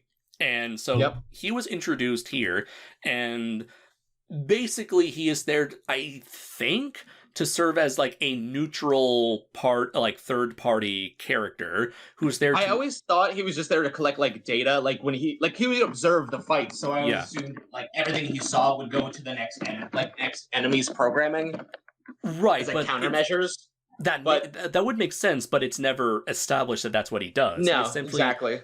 Like all we know about him was that at some point the creator of Shocker passed down all of his information for Shocker into him, and then he passed that information onto some big-ass AI system, and then from that point onward, he is, like, fascinated with humanity, he wants to learn about humanity, he wants to be more like a human, he's, very Pinocchio in a way, which, also kind of harkens back to, like, Kikaider a bit, another Ishinomori character, but it ultimately doesn't amount to anything in the context of this movie. So I would have thought that's why I thought like he was meant to serve as a neutral audience participant. He's just like watching the fight go on, and then by the end of the movie, he ultimately makes a decision based on everything he's seen on like, okay, do I help Shocker or do I help the writers? But no, yeah. Like by the time the climax is about to happen with both the well, Shocker also writers, let's be real. Yeah, it's in Android Detective K was not known for like kicking any amount of ass. Right, I'm assuming he's just like a detective, and that's it. He's a robot. He's a detective. He's a detective robot. Yeah, he literally is like that, with like a 6-shooter, because he's not Kikaider. He doesn't have like martial arts moves. I think he just has like a gun. Yeah, which is fine, but it's like I was expecting him to like mean something by the end of the movie, but no, he just fucks off like right before the climax, and we never see him again. So it's like, what was the point of him other than having another reference for the sake of a reference that isn't even a Kamen Rider reference? Like, it's one of those things where like if you're gonna have any Ishinomori property, like fucking, I don't know, reference Cyborg 009 instead. I don't know. Yeah, but, who knows? Apparently, dude's got a thing for cyborgs. Yeah, apparently there was a prequel manga. I've only read the first chapter. I think it was called like Shin Kamen Rider Side Story, and it was just about like the origins of Ichiro. Because they set it all. They set all of those guys up, and then they don't do nothing with them. Right. And like we get an in-depth discussion about what Kei's deal is. Yeah. And then, we set up like Ichiro's deal, his whole, his mom, he's basically Shinji Ikari if he became a evil Kamen Rider. His mom died, his dad becomes distant, his dad forces him to, partake in these horrific experiments that eventually turn him into Kamen Rider Zero. And in the middle of it all, there's like, from what I've understand, later chapters of this side story prequel manga would introduce Crossfire as a prototype to Kamen Rider, which is what Crossfire was in real life prior to the development of the Kamen Rider TV show. So it's like, again, more references for the sake of references, more Easter eggs and references. But with all this build up and setup, both in the TV show and even in the factoring in the manga, Kei unfortunately is kind of like pointless in the end, which sucks because he could have contributed like a vital part to what the message of this movie was sort of like sending, that it's like, you know, sort of like free will versus total submission, you know, individuality versus collectivism, you know, humanity versus autonomy, all that shit. You know, like if they had one conversation with him, that would have been fine. Right. Just have like maybe Kei would have showed up at the very end to send Hayato off, saying like, "Hey, I'm here. I'm supposed to be here to stop you," but now it's like, no, go ahead, take care of Shocker. I think this is the way. And or even in the final battle, if he had shown up and intervened or something like that. Right. Or maybe be like, I've observed enough. I now know that you are incorrect, Shocker. Like, I am disbanded. Like something. Yeah, something at least. You know, we're offering like a million different ideas, so God knows why nothing was done with Kei. And it's such the weirdest thing for this whole movie. He just kind of sticks out like a sore thumb in all of this. And he has a whole thing where whenever he watches an ally fall, he'll put like a rose in his little lapel. Right, because he generally wants to mourn all these people that he finds value in, and that's touching. I just wish it led to somewhere. Like I said, if it led to him like at the final climax being like, no more, like just something. Yeah. Or maybe Ichiro's like asking Kei to assist him, and then Kei just says, "No, I'm not going to assist you." And then just something like that. Yeah, just something that would make his thing relevant. Yeah, but unfortunately not. Lastly, the other two characters to bring up, there's not much to say about them. There are these two government people. They come in to assist Ruriko and Takashi at certain points in the movie. They mention that the government is aware of Kamen Rider, which was never a thing in the TV show, but I personally like that extra bit of world building. They're like, it's a nice acknowledgement. I always kind of like that, where it's like, yeah, we're aware of this bullshit going on. Like, we just can't intervene because, like, the fuck are we gonna do? Right. But at the same time, they do try to step in whenever they can. When it came to the Wasp Woman and Scorpion Woman, but and at the very end, they reveal their names to be Tachibana and Jirotaki, two characters, which is more or less. Go ahead. And they're nothing like the original characters. No. Ichiro Tachibana was like part of Tachibana's racing club. He literally was like their like sensei, like their senpai. Like he was like the guy who owned the motorcycle shop. Yeah, like the best way I could describe him, like I even described it to somebody in a theater that asked who that was. And like the best way I could describe him is like he's like their Zordon kind of shit. He gave them advice, helped them out a little Alfred. bit. He's like, you know, Alfred to Batman. A little bit, but like he was more of like a mentor role. He really didn't like do as much, but he would like get involved, so he had a little more stakes than like an Alfred would. Right. But so these characters were more or less in name only. Yes. Tachibana and Taki. So I would not say they are those characters, just name. No, yeah. Again, just last minute references thrown in there, which was nice, but also like, what? Also, like Tachibana's actor is like the same actor who has been in all three of these recent Shin movies. So it was pretty cool to see him there. And it's also the guy who played Jirotaki was Ultraman. Oh shit! I didn't realize that. That's cool. Yeah, that he just had that's what he looked like. It's funny if you ever see him on any press tours during Shin Ultraman. That's what he looked like. Okay, gotcha. You mean like Ultraman, as in like the the main actor from Shin Ultraman, or like I'm pretty sure that was the main actor from Shin Ultraman. I'm pretty sure. Oh, who played like Shinji Kaminaga? Yeah. Okay, cool. Yeah, it seems like Anno does tend to like share actors between these movies, which is fun. Well, what's her face? In a flashback, Ruriko's mom is fucking Dork Girl from goddamn. Yeah, the laptop girl. I mean, in my heart, she's always Natsuko Aki, the love of my life. Let's see. Ruriko's dad, even he was the guy from Shin Godzilla with the pink towel around his neck. Yeah. So it was cool, just like watching these movies as they come out and be like, oh, it's the Leonardo DiCaprio meme from Once Upon a Time in Hollywood. He's like, oh, I know that guy. Oh, there I am. But anyways, onto the villains here. I guess there's not much to say about the villains themselves other than, they show up, they're there to fight. Kamen Rider, and then they're quickly dispatched. I would say the characters that have the most narrative impact would be Wasp Augment and Kamen Rider Zero. And Scorpion Augment. Really? Because I'd say the way she portrayed that role was very fun, very over the top. I just wish that she actually had like a proper fight with Kamen Rider, be it that's one what, or that's two. What, that's what I'm saying. That's what I'm saying. I wish that went somewhere. Yeah, it's like you spend all this time on this elaborate scene with her, acting, chewing the scenery, and then it just ends like abruptly, and then she's just never mentioned again, except And again, it would have been a great scene for someone that as flamboyant and bombastic as Scorpion Augment to fight Hayato. Yeah, someone who's equally as flamboyant and bombastic. You know what? Get rid of the fucking a hybrid augment, and just have Scorpion fight Hayato in that scene. And same, I would have also deleted Bat Augment too. Yeah, his it's not even really a fight. He's just there, shows off a bunch of clones of Ruriko that he kills in an instant. And which goes nowhere. It just kind of gives a little bit of exposition that could have been elsewhere. The only cool part about that is just is when Takashi ultimately kills him and leaves like a giant crater in his chest, kicking him to death. Yeah. And then let's see.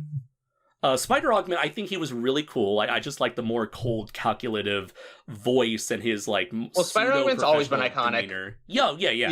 It's been he's always the first villain. He's always the first villain of Kamen Riders. Oh yeah. Every Kamen Rider TV show, the first villain is generally a spider person or spider monster, followed by and the second one's always monster. A bat. Yeah, it's always a bat.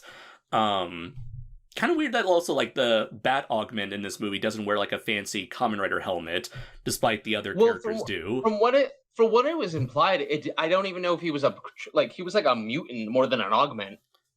Did they even call? That's what it seemed like. Did they even call him Bat Augment, or did he just give him a real name? I forgot. I think he may have. I think they call him Professor something. Right. Remember, he didn't have a suit he went into. He just had a bat face and wings. Right. Yeah. Which I think, again, for what it was worth, it was a nice throwback to how gross and stupid all the old villains looked like. Yeah. But again, it goddamn went nowhere because that's an old man, and you can't have an old man fight in a fight scene because he's an old fucking man. Unless you use really more underwhelming CGI, which we'll get there. So yeah, Wasp Woman, I did like her. I like that she's got this sort of kimono outfit, sort of pseudo samurai aesthetic to her. I loved her introduction, showing off all these mindless drones, just taking all control of all these human individuals and then turning them into mindless drones.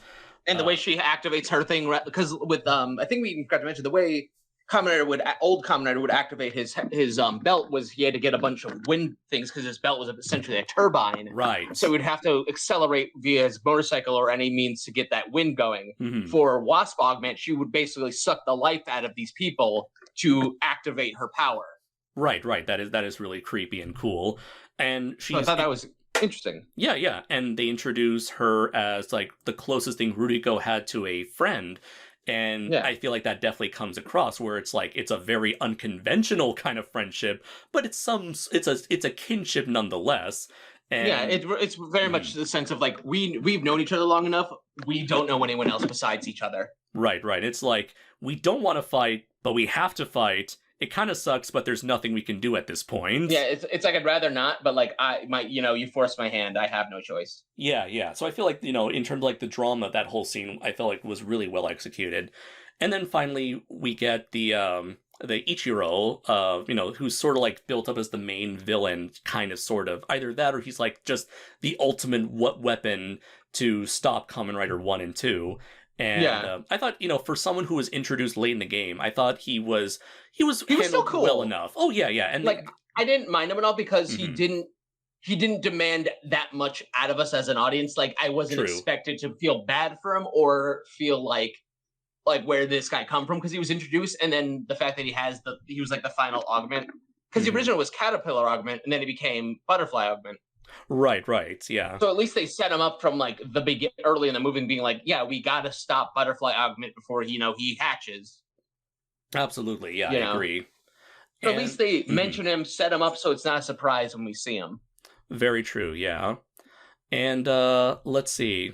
And yeah, I think he was good. I think it's like, he was someone who just grew very pessimistic, grew up with like under the worst of circumstances, fell down that spiral. He was, like I mentioned before, he was like Shinji if he just ultimately gave like that moment of Shinji at the end of Evangelion, rather than giving humanity a chance to, be themselves and to be who they are, he ultimately just sort of gave up on all of that. Well, this is a Shinji who ended up actively choosing instrumentality, but Yeah. he wants to take everyone's souls essentially, put them into a computer, and so have all of them exist as just one single peaceful entity. That's the thing. They want, the whole point of Shocker is to bring quote unquote happiness to everyone, but in a way that. Or my favorite reference is Mhm. the black hole aliens, the perfect peace.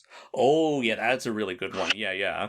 Um, it's a means of like, we want to bring happiness to everyone. We want to end the suffering of everybody on Earth by robbing them of their Free freedom, will. of their free will. Robbing them of everything that allows us to be who we are.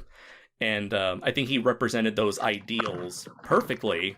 And I just really like the idea of just how, like, after all this fighting, both both Takashi and Ichiro, they're just like completely exhausted. They're throwing punches at each other. Their punches aren't even doing anything. At the very end, it's just like, hey man, hey man, let's just talk about this. Yeah, and what's funny is that it actually is like the resulting, like, again, exhausted battle they have is oddly again reminiscent of how old Kamen Rider fights used to kind of be, with the kind of choppy choreography where they're just kind of wrestling. Yeah, they're wrestling. Yeah, they're wrestling. And you know what? That's a good. I think that's a good a good transition into the last part of our discussion, which is the action and special effects.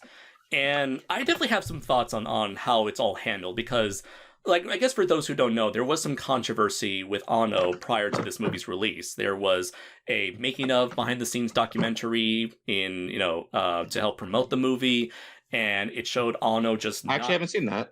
Honestly, I haven't seen it either. I just heard like everyone just talk about this. But we probably should have seen it prior to this movie. But oh well. Oh well. Yeah, there was a scene where apparently like Anno was just not happy with how the choreographer was doing his job. He kept telling him, do it again, do it again, do it again, and basically it pushed the fight choreographer to his limits, to the point where he's like, "That's it. I hate this. Fuck you. I quit." And that's what led Anno to, profusely apologize, admitted he was wrong, allowed him to do his thing. And at that point, everyone was saying, everyone in Japan was like, "Oh my God, Anno's a fucking monster. He's verbally abusive of his crew and everything." And it's almost like they were trying to paint him out to be, what's the director of The Shining? Oh, Kubrick. Kubrick, yeah, Stanley Kubrick. They were trying to make him out to be like someone like Kubrick or Orson Welles, just being like just very verbally abusive towards people and making them do the same shit over and over and over again until they get it right.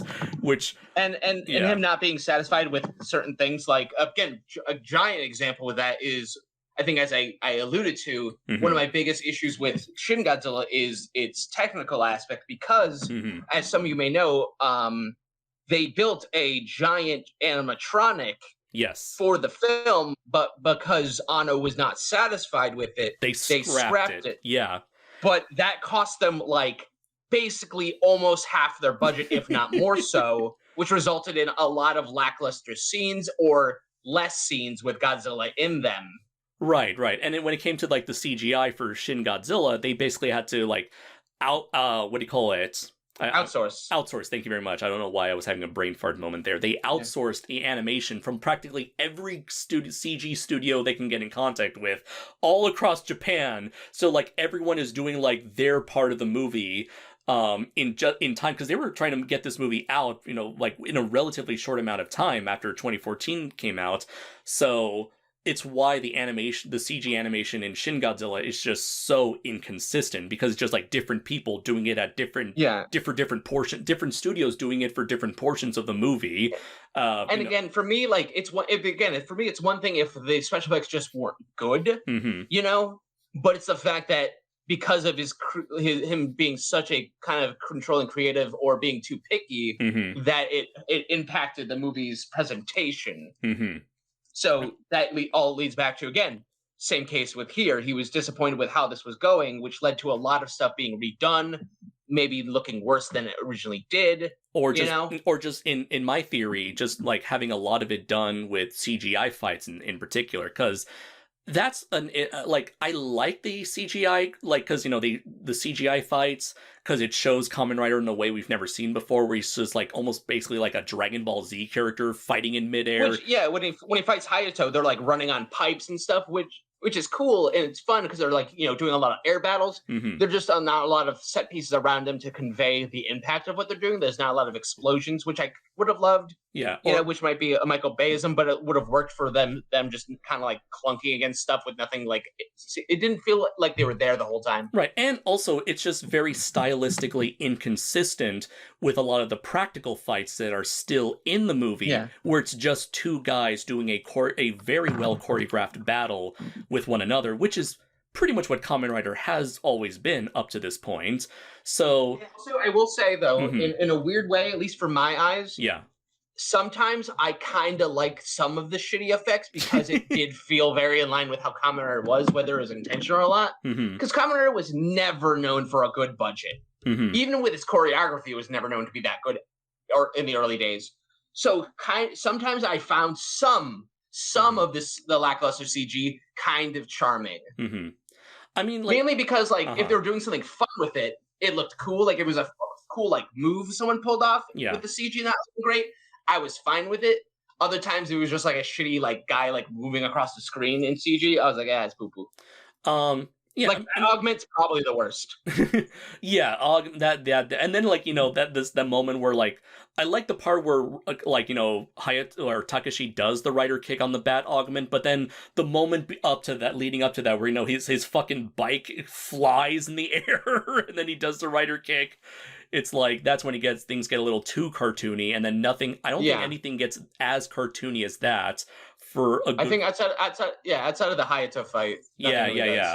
And then there are just portions where it's like, you know, the fight with the Wasp augment, where they're both running around at like supersonic speed. I thought that was cool. It's cool, but then why, if he can run at supersonic speed, why doesn't he always do that for the rest of his fights? I really think that's a very much a tokusatsu staple, though. If you really think about it, like, you know, like you'll have fights like an Ultraman where again he'll use this one power once. Kind of stuff. I don't know. Maybe it's just, you know, or like Kamen Rider using weapons. Like in one episode, he grabs a weapon from a chakra and use it. He doesn't keep that weapon. You'd think he would have kept it if it's like a gun or a sword, but he doesn't. You know. Yeah, so I get that, things. But I feel like Kamen Rider, like, you know, going past 71. You would have Kamen Riders with more like consistent fight styles. You know, like you would have Amazon, who's always using his teeth and claws. You have Black Kamen Rider Black, who's always using the Rider Punch and Rider Kick, or you would have like Kuga, who's like learning all these various transformations and then switching between them when the time is right. I don't know. It just feels very. I don't know. It's that lack of consistency, that stylistic inconsistency that bothers me. No, I definitely see where you're coming from. It didn't bother me all that much because it was once. Yeah.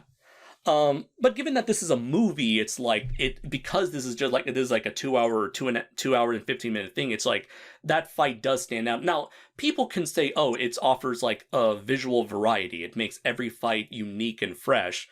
But I don't know. I just feel like I've seen Kamen Rider do better at this sort of thing. Now, it's not bad. I was still entertained by all these fights. It's just when you look back on it, it's like this almost seems like very different movies when you're looking at two dudes in practical suits fighting each other versus two CG models going at it like a Dragon Ball Z Budokai Tenkaichi game.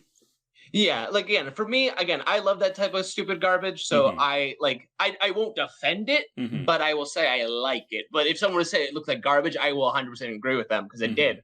Yeah, and you But know, I thought it was cool. and you know what? Maybe this just comes from like Anno's background as an animator, where I don't know, being like when you're working in animation and you have like a relatively large budget and resources and manpower, you can basically bring anything you want. Um, anything you can pretty much like bring anything you want to life visually on the screen. Uh, and when it comes to Shin Godzilla and Shin Ultraman, you know, a lot of it is CGI animation that you can control. I Uh, definitely feel like Chanel utilized its CG better. I think hmm. the best out of the three. Hmm. Because again, it's still a little bit clunky here and there, just because the nature of just being a giant dude, Uh-huh. and not having the American like budgets and stuff of like billions and billions. Yeah. But I feel like their Ultraman was conveyed the best through CG Hmm. compared to Godzilla and Kamen Rider. I don't know. I feel like Godzilla was probably the best. Like in terms of like characters, Godzilla probably might have been the best for Um, me personally. I would almost agree with you, but it's the fact that the lack of him being there and the fact that he's not doing anything. Because again, it's again Maybe stationary in maybe a that's static pose. Shin maybe Godzilla looks yeah. the best, but Yeah, when I was he's about to say doing maybe that's literally why he anything looks the else, he best. looks like shit. Again, that's where I will basically be like, hold on a minute. When he was doing literally anything else, he looked like hot garbage. Except except the nuclear breath scene. That you can't argue that was you have But to that at like least. I feel like that was like done where it's like, okay, this is like our trailer scene. Yeah. Much like how the spider augment fight was there, That was the this money is how we shot. sell Yeah. it. Yeah, yeah. So with that, like again, it doesn't get better than that scene in Shin Godzilla. You know what I'm saying? Hmm.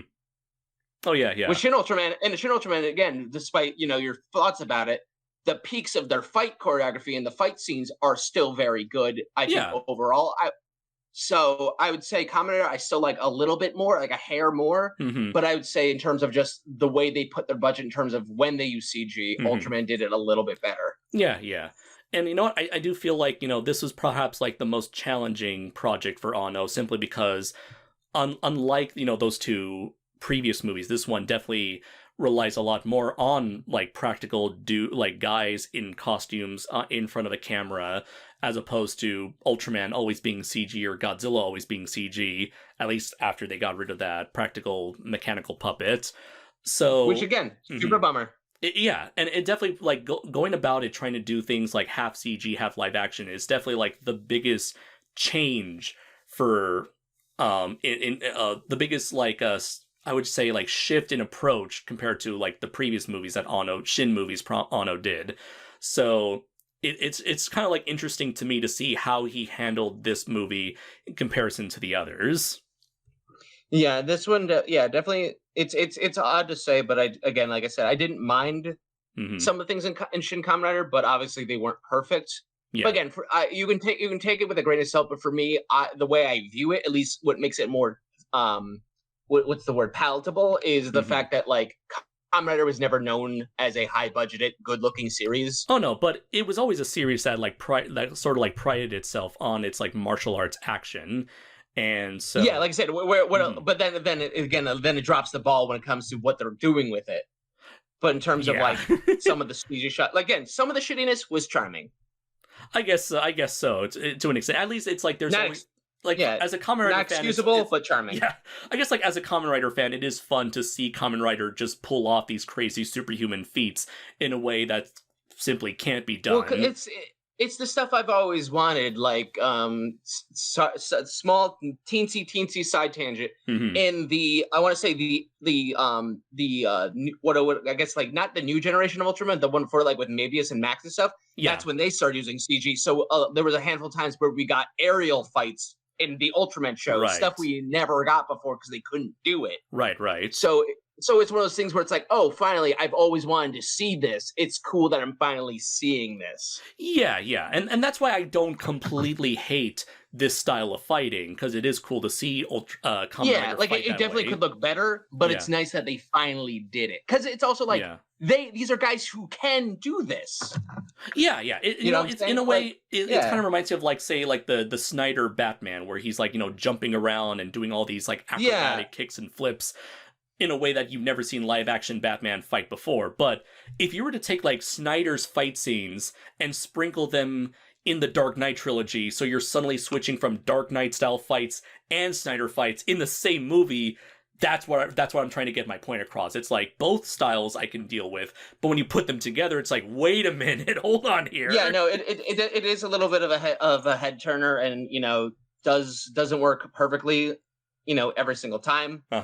But again, for me, it's just nice to see it, see it finally done, and then the hopes that they're going to do it better. Yeah, and you know what? Later down the way, maybe if this was like a completely 100% animated movie, maybe I wouldn't even notice this like drastic style, because like even like in anime, I think like in animation you can get away with a lot more. Like you can get away with characters having more grounded fights before having crazier fights. Like Giant Robo the animation, you'll have characters just sort of like basically running and acting and moving like real humans before someone ends and then up they like throw a bus. They throw a bus, or they'll throw energy balls from their hands, or they'll fucking teleport out of nowhere.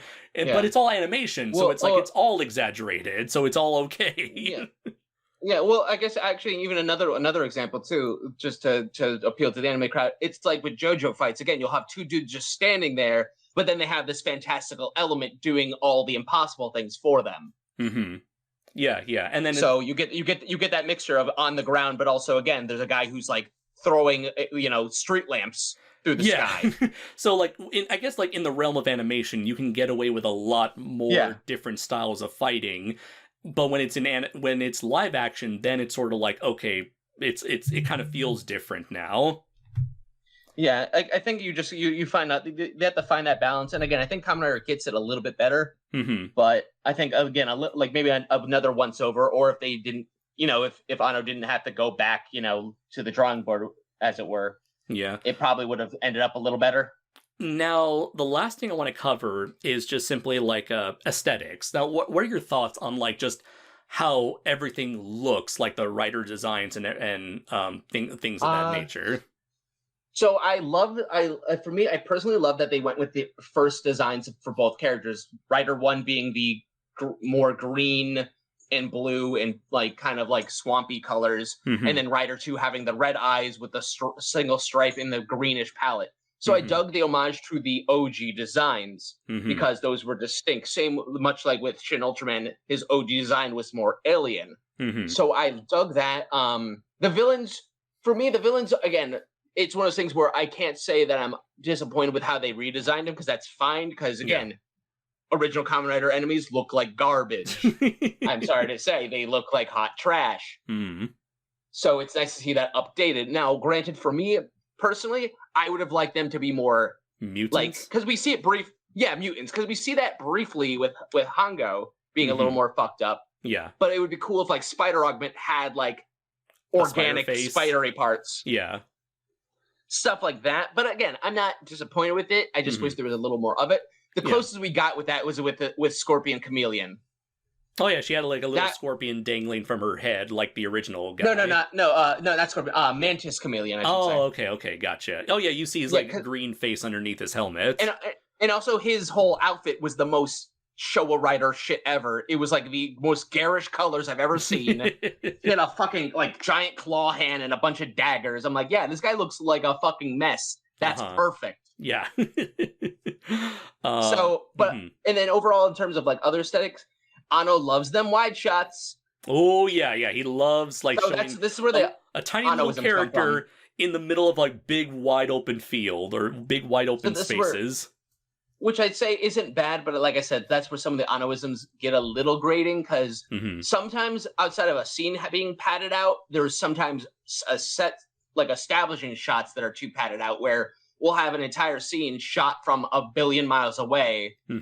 I think it's actually after the fight with Wasp Woman, it holds on that shot of that building of them standing in the middle of it for like a minute or two. Yeah, or maybe like when they're resting inside their apartment, you'll just see like one single shot of like Ruriko or Takashi in the middle of this big wide open room, empty room. Yeah, so that like, and for me again, it's one of those things where it's like you didn't need to put this in here. You could have just cut it. Come on. Yeah. So it's one of those things where like it's not bad, but it's one of those things where it's like we've seen it, and also it's like we get it. You like those. Oh, you know what? Calm I down. do wish that there was more bloodshed, because we get like a lot of bloodshed for like the first fight at the start of the movie with Spider Og, but then I don't think we ever got a fight like as violent as that. Like The closest we get is the final fight. I guess so, yeah. But then it's like not. It's like we don't see that. And I just wish it was like consistently violent. Like if you're gonna start off that way, you better maintain that level of hype throughout. I mean, there's still violence, just not in the same degree. But like, Scorpion Augment's killing every single one of those dudes. That is true. Yeah. Like, so, and again, Wasp Woman is killing people, maybe not like bloodily, but killing them. Yeah. And like I said, and then the fight with Hayato, he breaks fucking Takashi's goddamn leg. Yeah. And then it's like, what is it? Snaps like Mantis Augment in half or whatever. Like, so we still get violence. It just sprinkled throughout. That one was just a lot at once. Right. It's just weird to give us that much violence and then proceed to like only go to sprinkle it after that. But oh well. I'm actually kind of glad they sprinkled that, because then I would feel like people would then come. I feel like if there's too much, people would then complain, be like, "Oh, it's too gritty." I do remember like my friend Pete, who was originally going to be part of this review. Unfortunately, he was busy. When he saw the movie, he was just like, "Whoa, okay, this is the kind of movie I wasn't expecting. This kind of movie." For me, as a person who's read the manga, I was like, "Yeah, that checks." Oh, for sure, yeah. Because the manga is like, he's like murdering people. Right. Like it's a freaking like what do you call it? A grindhouse movie. Yeah. But I will say, like the part where I feel like the special effects were at its worst, or where like the fight was at its worst, for me, was the Shocker Riders, because it was. I'm not sure about like because that one was rough. Yeah, because not only is there so much CG, so much like fast moving characters on motorcycles moving all around. They're fighting in a tunnel where it's dark as shit, and I couldn't see anything. Like, so I was able to see it, but my big complaint is that their eyes should have been lit up the whole time. They're not. Okay, because like for me, their glowing eyes, the times where their eyes did glow, that was when I could like sort of kind of keep track of what was going on. And that's the thing, they don't do that quite enough during that scene. Yeah. I like that scene. It's fun and it's cool to have like a rider team up, but I agree with you where I wish part of that went outside, or again, they utilized the fact that their belts light up and their eyes light up. It would have been a nice contrast, especially with the Shocker Riders. If during the fight, you would see, a red and pink set of eyes fighting like a bunch of like blue eyes. Yeah, or something like if it was shot with the intention of only letting us see the eyes, that could have led to something interesting. But I think the idea is we were supposed to see them in the tunnels. And so also, I'm bummed that they didn't. I don't think they went with, as far as I could tell, they didn't go with the my favorite version of the Shocker Riders, which have basically like the rainbow colors. Oh, okay. Because a lot of the because everyone knows the Shocker Riders to have just the yellow scarf. Yeah. The version I like is the one where they have red, blue, pink, like blue, like white, yellow. Like they have a few colors in mind. Mm-hmm.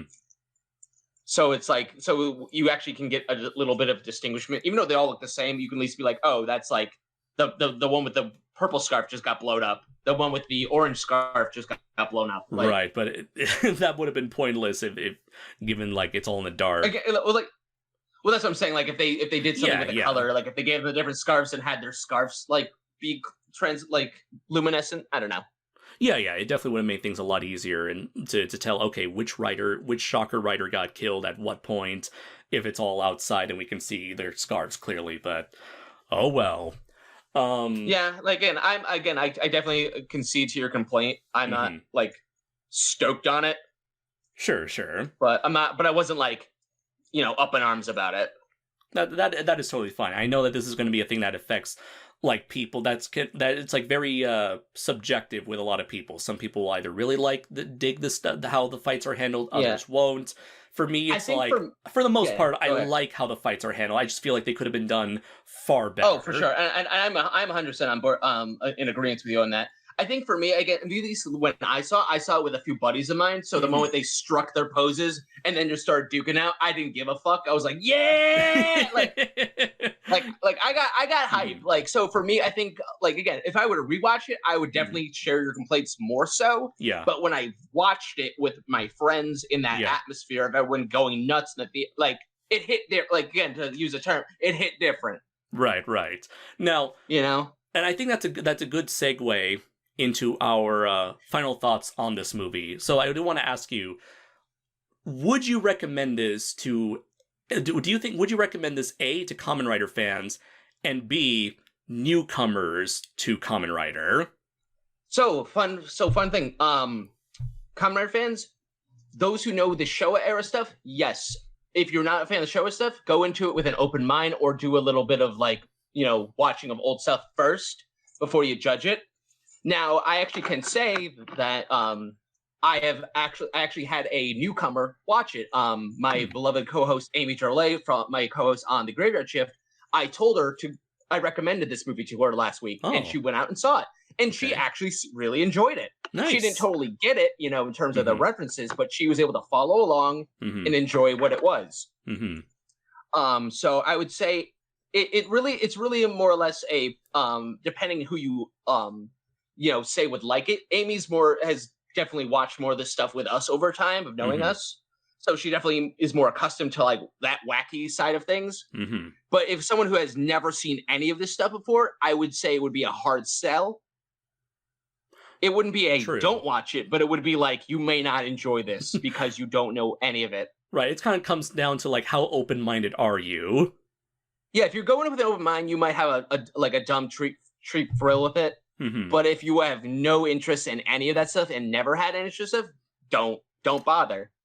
That is true. Yeah, like if you that's 2 hours of your time you're wasting. Yeah. Like for me, it's like I would say this is sort of like a cross, for laymen's out there. For people who are not into the tokusatsu scene, or just people normies, people who are into the Godzilla scene. It's sort of like, I would say it's like a comparison, a combination of Power Rangers and Kill Bill.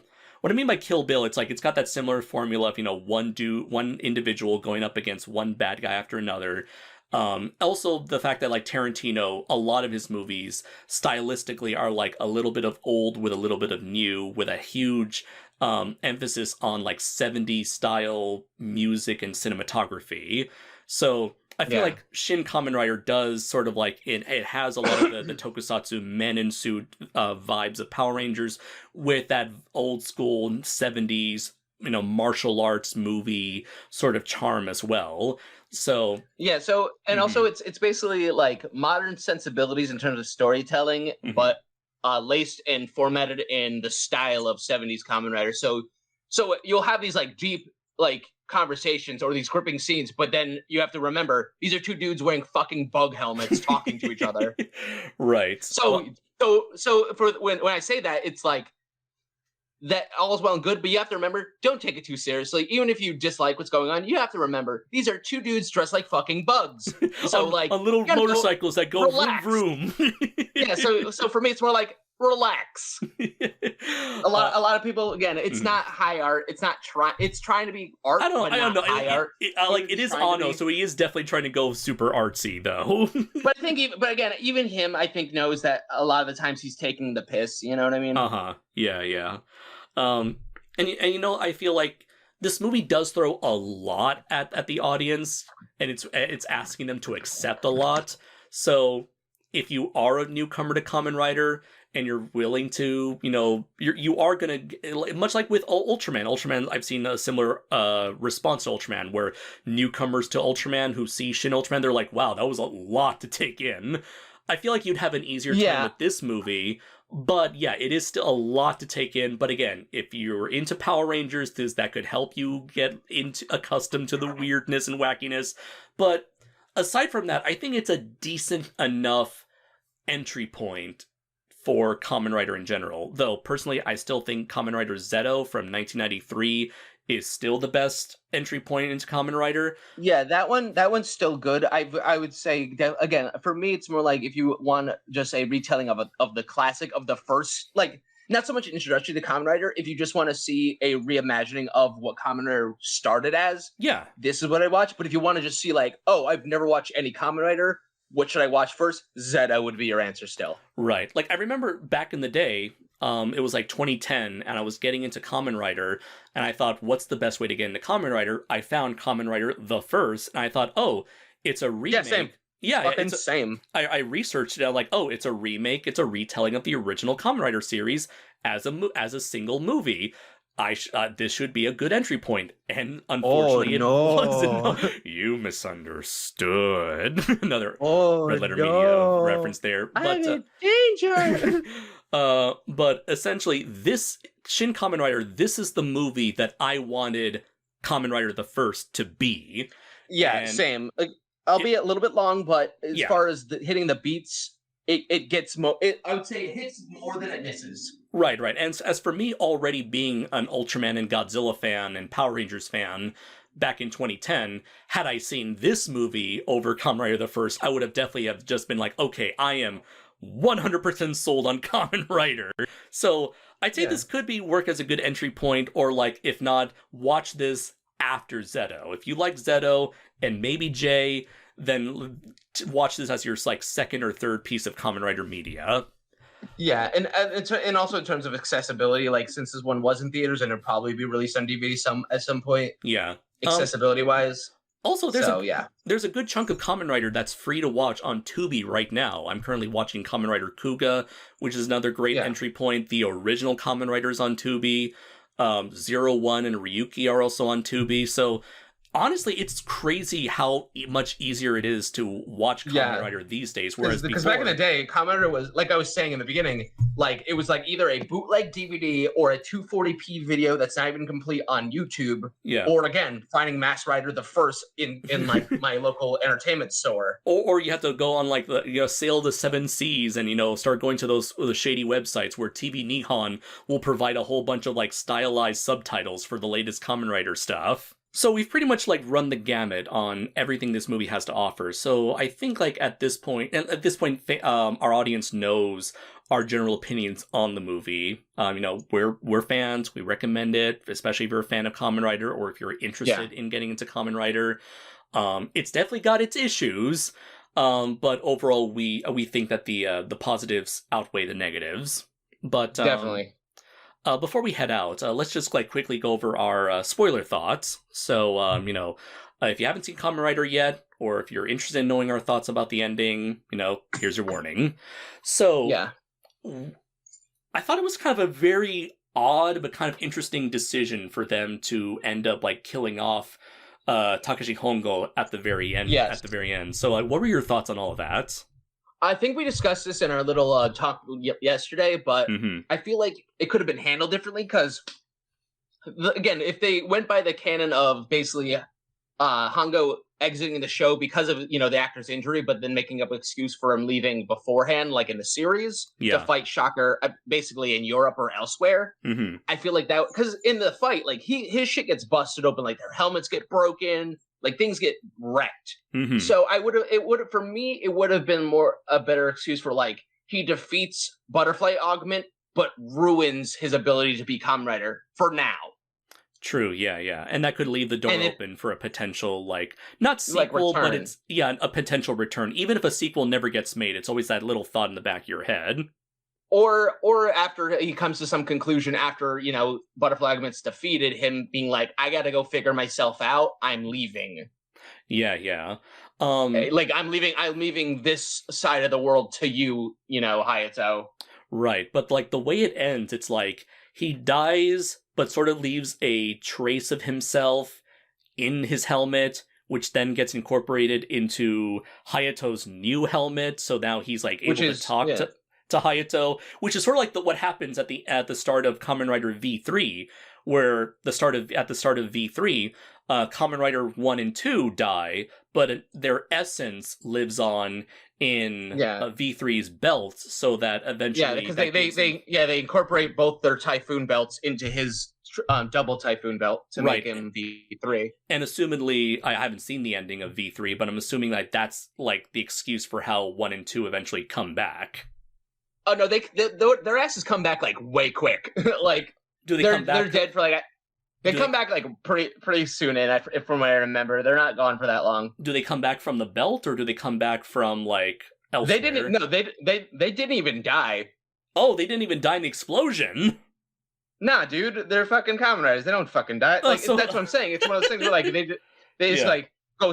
They just explode off screen, and they're like, "Ow!" It's like, what is it? Superman's like injury coma type shit. Yeah. Okay, then.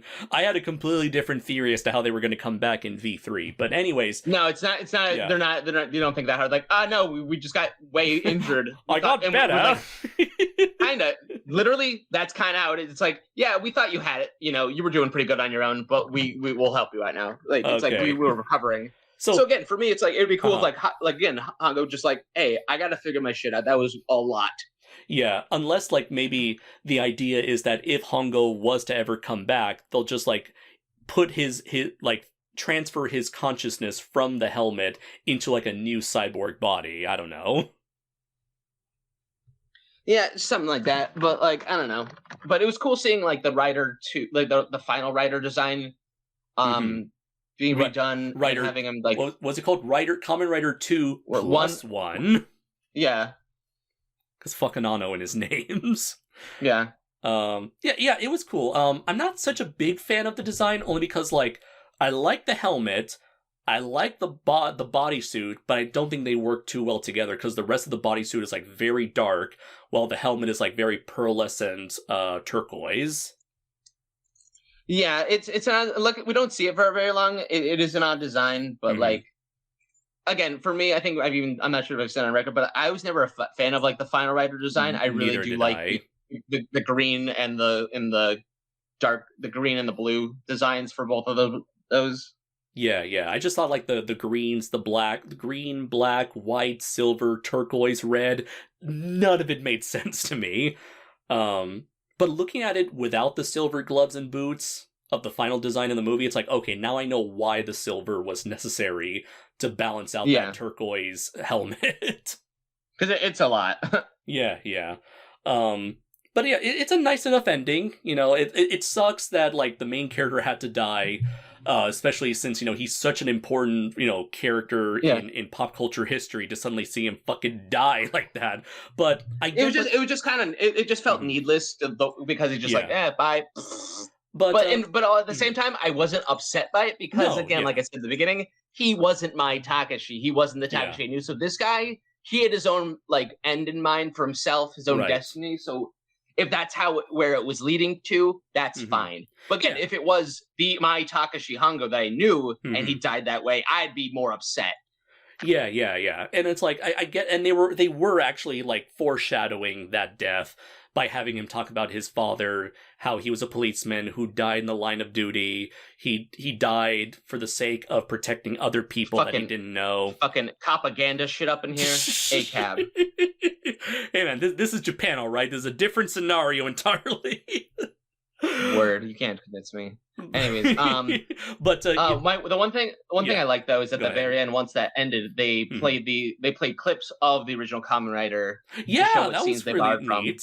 Yeah. And it was magical in my theater because everyone was singing along to the Kamen Rider theme song.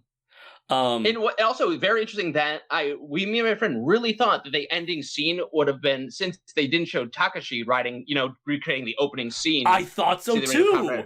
Yeah, I thought they were going to now do it with Hayato. Like that was like almost like a fake out. The movie was going to end with Hayato doing the opening credits. Yeah, recreating the opening credits scene for Kamen Rider, which fucking they did that for the trailer, but not for here. Because there is a second opening credits scene when Hayato takes over that's different looking. Yeah, but they don't. And it would have been cool if they did that, but. Yeah. I thought that would have been really clever to end it out. Yeah. Which, funny but enough, at least we got the theme song. Funny enough, they did do that for the 2016 Kamen Rider 1 movie, where it ends with old man Takashi Hongo riding off into the distance, and then you see him riding his swanky new bike on the beach, just like the OG Kamen Rider opening. And with Black Sun. Black Sun also has that. Oh yeah. They also recreate the Kamen Rider Black opening there. So it's weird that they didn't. Unfortunately, we have to hear the Kamen Rider Black theme lyrics. Ugh. So, yeah, it was like an odd way, but you know what? It kind of reminded me of how Karate Robot Zabogar ended, where it's like once the movie ends, then you get a montage of all these various clips of the original Karate Robot Zaborgar, so you can see where all the where they got their inspiration The for all the points, various different characters. Yeah, references. So it's kind of interesting that like all these years later, here's Anno doing the exact same thing, where it's like, here's OG Kamen Rider, and here's where we got all of our ideas from. Yeah, and that was nice. Yeah. It's especially surreal seeing this on the big screen, like seeing clips of vintage Kamen Rider in America on the big screen. I really also, again, but then it also made me wish they did that with Shin Ultraman. That would have been really cute. Yeah, I guess it would. Even like Godzilla, like when the end credits roll, you hear the original, dun dun dun dun dun dun, like original Godzilla score. Yeah, because that one I wouldn't need like reference footage, because that you don't need that one. But with Ultraman, I feel like that would have been fun to have, just because there's a lot they're stemming from. Right. After all, it's a lot to take in for normies.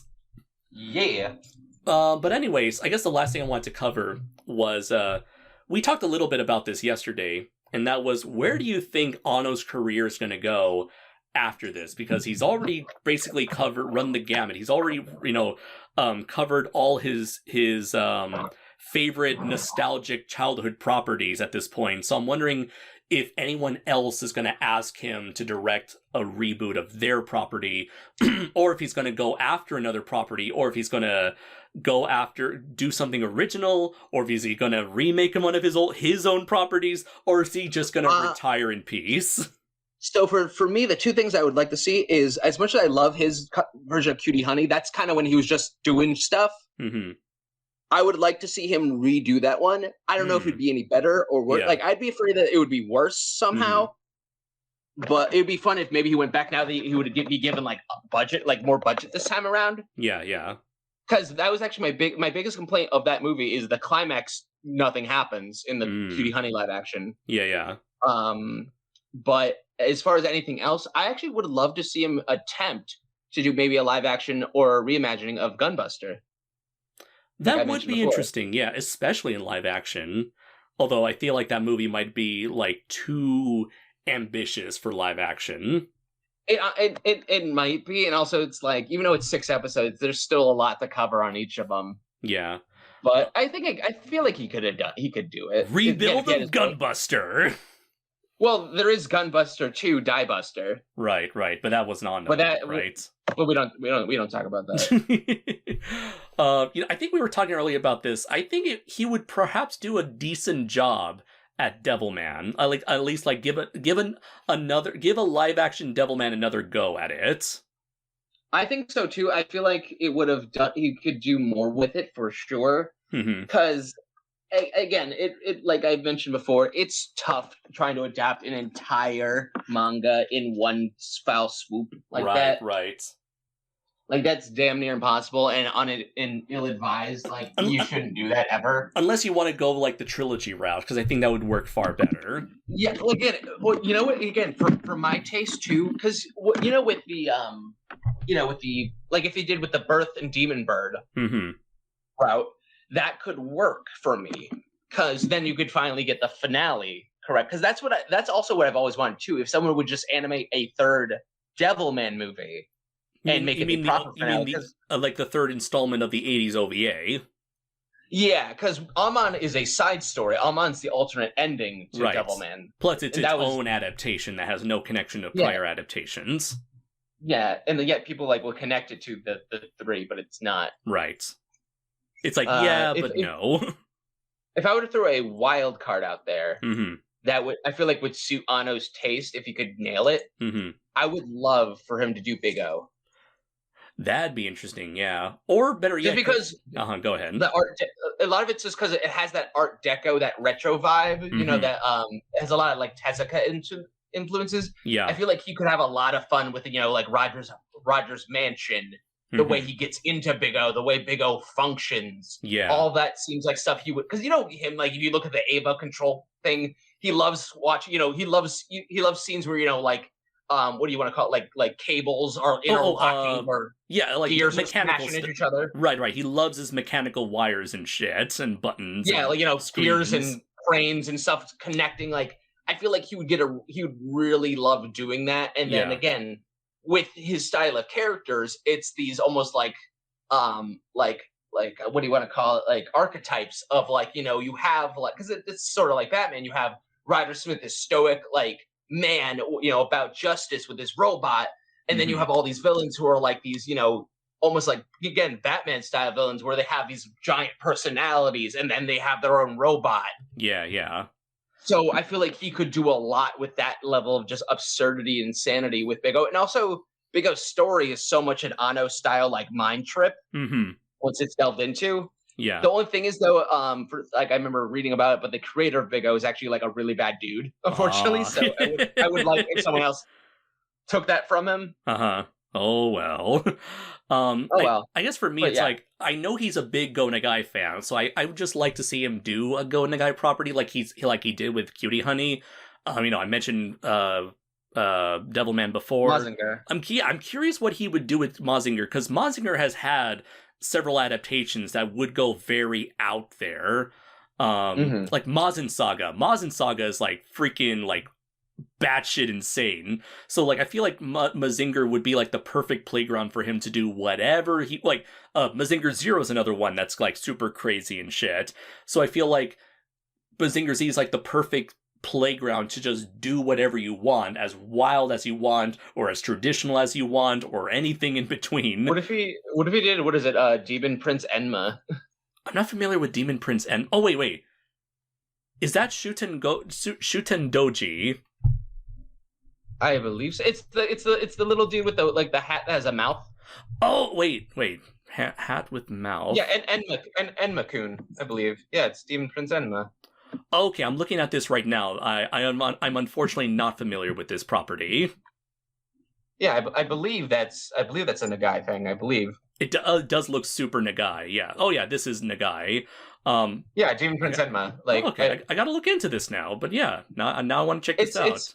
Because they did make like a reboot OVA in 2007 that's more like adult and horror oriented, but like it could be done. Okay, yeah. Or heck, Demon Lord Dante, I think like that needs a really good. I think that had like a very underwhelming anime adaptation in the 2000s. Oh man, was I disappointed with that? It's like, man, like literally the pitch was like, hey, Frank, do you like Devilman? Yeah. Do you like Godzilla? Yeah. Do you like when they're together? Hell yeah. Do you like giant monster fights? Yeah. What if we had all that? I'd love it. Well, here you go. It's boring. Apparently no Why is it boring? Apparently I've only read the manga, which is like super wild and crazy. You can definitely tell it was a Devilman prototype, but it's like a very like angst ridden, just sort of like fuck everything type of story. But again, it misses the mark where, again, you have this giant Godzilla-sized devil monster fighting other Godzilla-sized devil, and they, for what I remember, they barely fight. A lot of times they're just talking to each other. Like, nothing fucking happens when I remember. I just remember watching it and just being like, this sucks. Why? That's you had everything I wanted, and you did nothing with it. Yeah, that is not the that's not the manga at all. But yeah, you know what? Yeah, no, not at all. I'd love to see a Shin Demon Lord Dante, especially since it gets. I think the last time anyone has seen Demon Lord Dante was like a crossover that Go Nagai did with I think it was Getarobo G versus Demon Lord Dante as like a one-shot crossover manga. Yeah, and again, for those who don't know what this is, look it up on your own. Like, Demon Lord Dante's fucking sick. Is this giant, like, it looks like what's his name, Chernobog from Night and Bald Mountain. Yeah, what if Chernobog was a kaiju and then had like a teenager like pseudo piloting it? Because he was also sort of like the outline for Mazinger Z design wise. Yeah, he's got like his face is like on the center of his forehead. Like, again, it's a cool design. It's a cool everything. He just never had a good anime, unfortunately. But if you want to watch something cool that's not either of those, that's super underrated, that anyone needs to watch, is fucking The Devil Lady. That shit's fucking fire, bro. Oh, I still need to watch that. I know it's free on Tubi at the moment. I just saw that the other day. I own all of it. Yo, we got some homework after this. Sick. We can watch that soon. All right. Fucking, it's good. Okay. Conversation wrap off my. Yes, because we've been at this for 2 hours now. So, Frank, where can people find you? Christ, where can't they find me? Okay, so this is gonna be a little bit long because I do a lot of things. Hey, so man, for those who will like, you know me, cosplay, and my. I was gonna say, you know me. Oh yeah, you know my plugging. Yeah, this is your chance now. Yeah, so for those who like cosplay, anime, all that cool groovy stuff, you can find me over at my cosplay page, which is 8armedspidey. That's the number 8, ARMEDSPIDEY. I just finally reached 2,000 followers, and I'm just going up from there. So that's been super cool. If you like horror and me talking about it and stuff, just like you may have hopefully enjoyed this conversation, you can catch me every Friday with my co-host Amy Jorley on The Graveyard Shift. And that's on the Everything is Scary network, which is part of a podcast called Everything is Scary, where they talk about horror movies, and that's hosted by Kyle Clark, Amy Jorley, and Jen Saunderson. We're both wonderful individuals, really funny, really insightful, and they do more serious horror movies. That's also the sister network to another podcast that I help run called This Is Rad, which is This Is Rad on Instagram and This Is Rad on Twitter. And I forgot to mention, it's Everything Scary on Instagram and Pod Scary on Twitter. So yeah, I have my hands on a lot of things. I do a lot of things. Somehow I have time to do this dumb bullshit with my friends. So yeah. Excellent there. Those are my plugs. And yeah, like you mentioned before, I was there with him at All Monsters Tech. I hope we can go to another convention together because I got way more Toku cosplays and stuff. So yeah. Right. And the time when we ever meet again in person at a con, we'll surely let the folks here know. So yeah. And of course, you know me, I got comics and novels to sell. You can find Primal Warrior. Buy my book. Buy my book. Find all that stuff on Amazon, Kindle, Comixology. You can follow me at Primal Warrior Draco Azul on Facebook. KaijuNoir on Instagram, and PW_Draco Azul on Twitter. So, from the bottom of my heart, thank you so much, everybody who still came to listen to us ramble for 2 hours about some stupid motorcycle riding bug man, despite me not uploading anything in like over half a year. I thank you all who are back, loyal enough to check this out. I may have some more theatrical movie reviews in the pipeline. Nothing big at the moment. If you don't, I'll make sure he does. Nothing big like a scripted review or anything like that in the near future, just simply because I'm currently in this sort of like a transitionary period of my life between living in Japan and living in America again. But like I said, I got a lot of stuff planned, especially when it comes to more comics and books that I love to write. And I would surely love to let you all know about that when the time comes. But in the meantime, you can follow me on that Instagram, on social media. You can follow Frank here on social media. And so, I should plug this. I should plug this too. This is again back to one of my plugs. So with the things that I do for my show, The Graveyard Shift, where we watch, 2 horror movies and talk about them every week, I also, every once in a while, will just hit up Andres and be like, hey, yo, let's just talk shit and watch tokusatsu. So if you'd like, you can join us at the Patreon that I help manage This Is Rad Patreon. For $5, you can join the Discord where you can get in contact with me and then join us for little movie nights. Basically every week. Yeah, so if you want to just like hit Frank up and then maybe just chill and watch a movie with him or me, whatever, hey, there's your chance there. Yeah, because I'm super available. If you want to just talk shit with me or whatever, I'm always down for that. Plenty of Andres' friends are now my friends. And yeah, and all we do is talk shit, occasionally bully Davis because he can beat us up. That's why we do it. Shout out to Titan Goji. You're the coolest dude in the universe, and I'm afraid of you, but yeah. Our friends are real cool.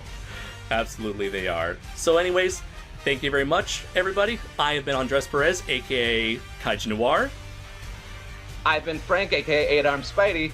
And until next time, everybody, take care. Cool!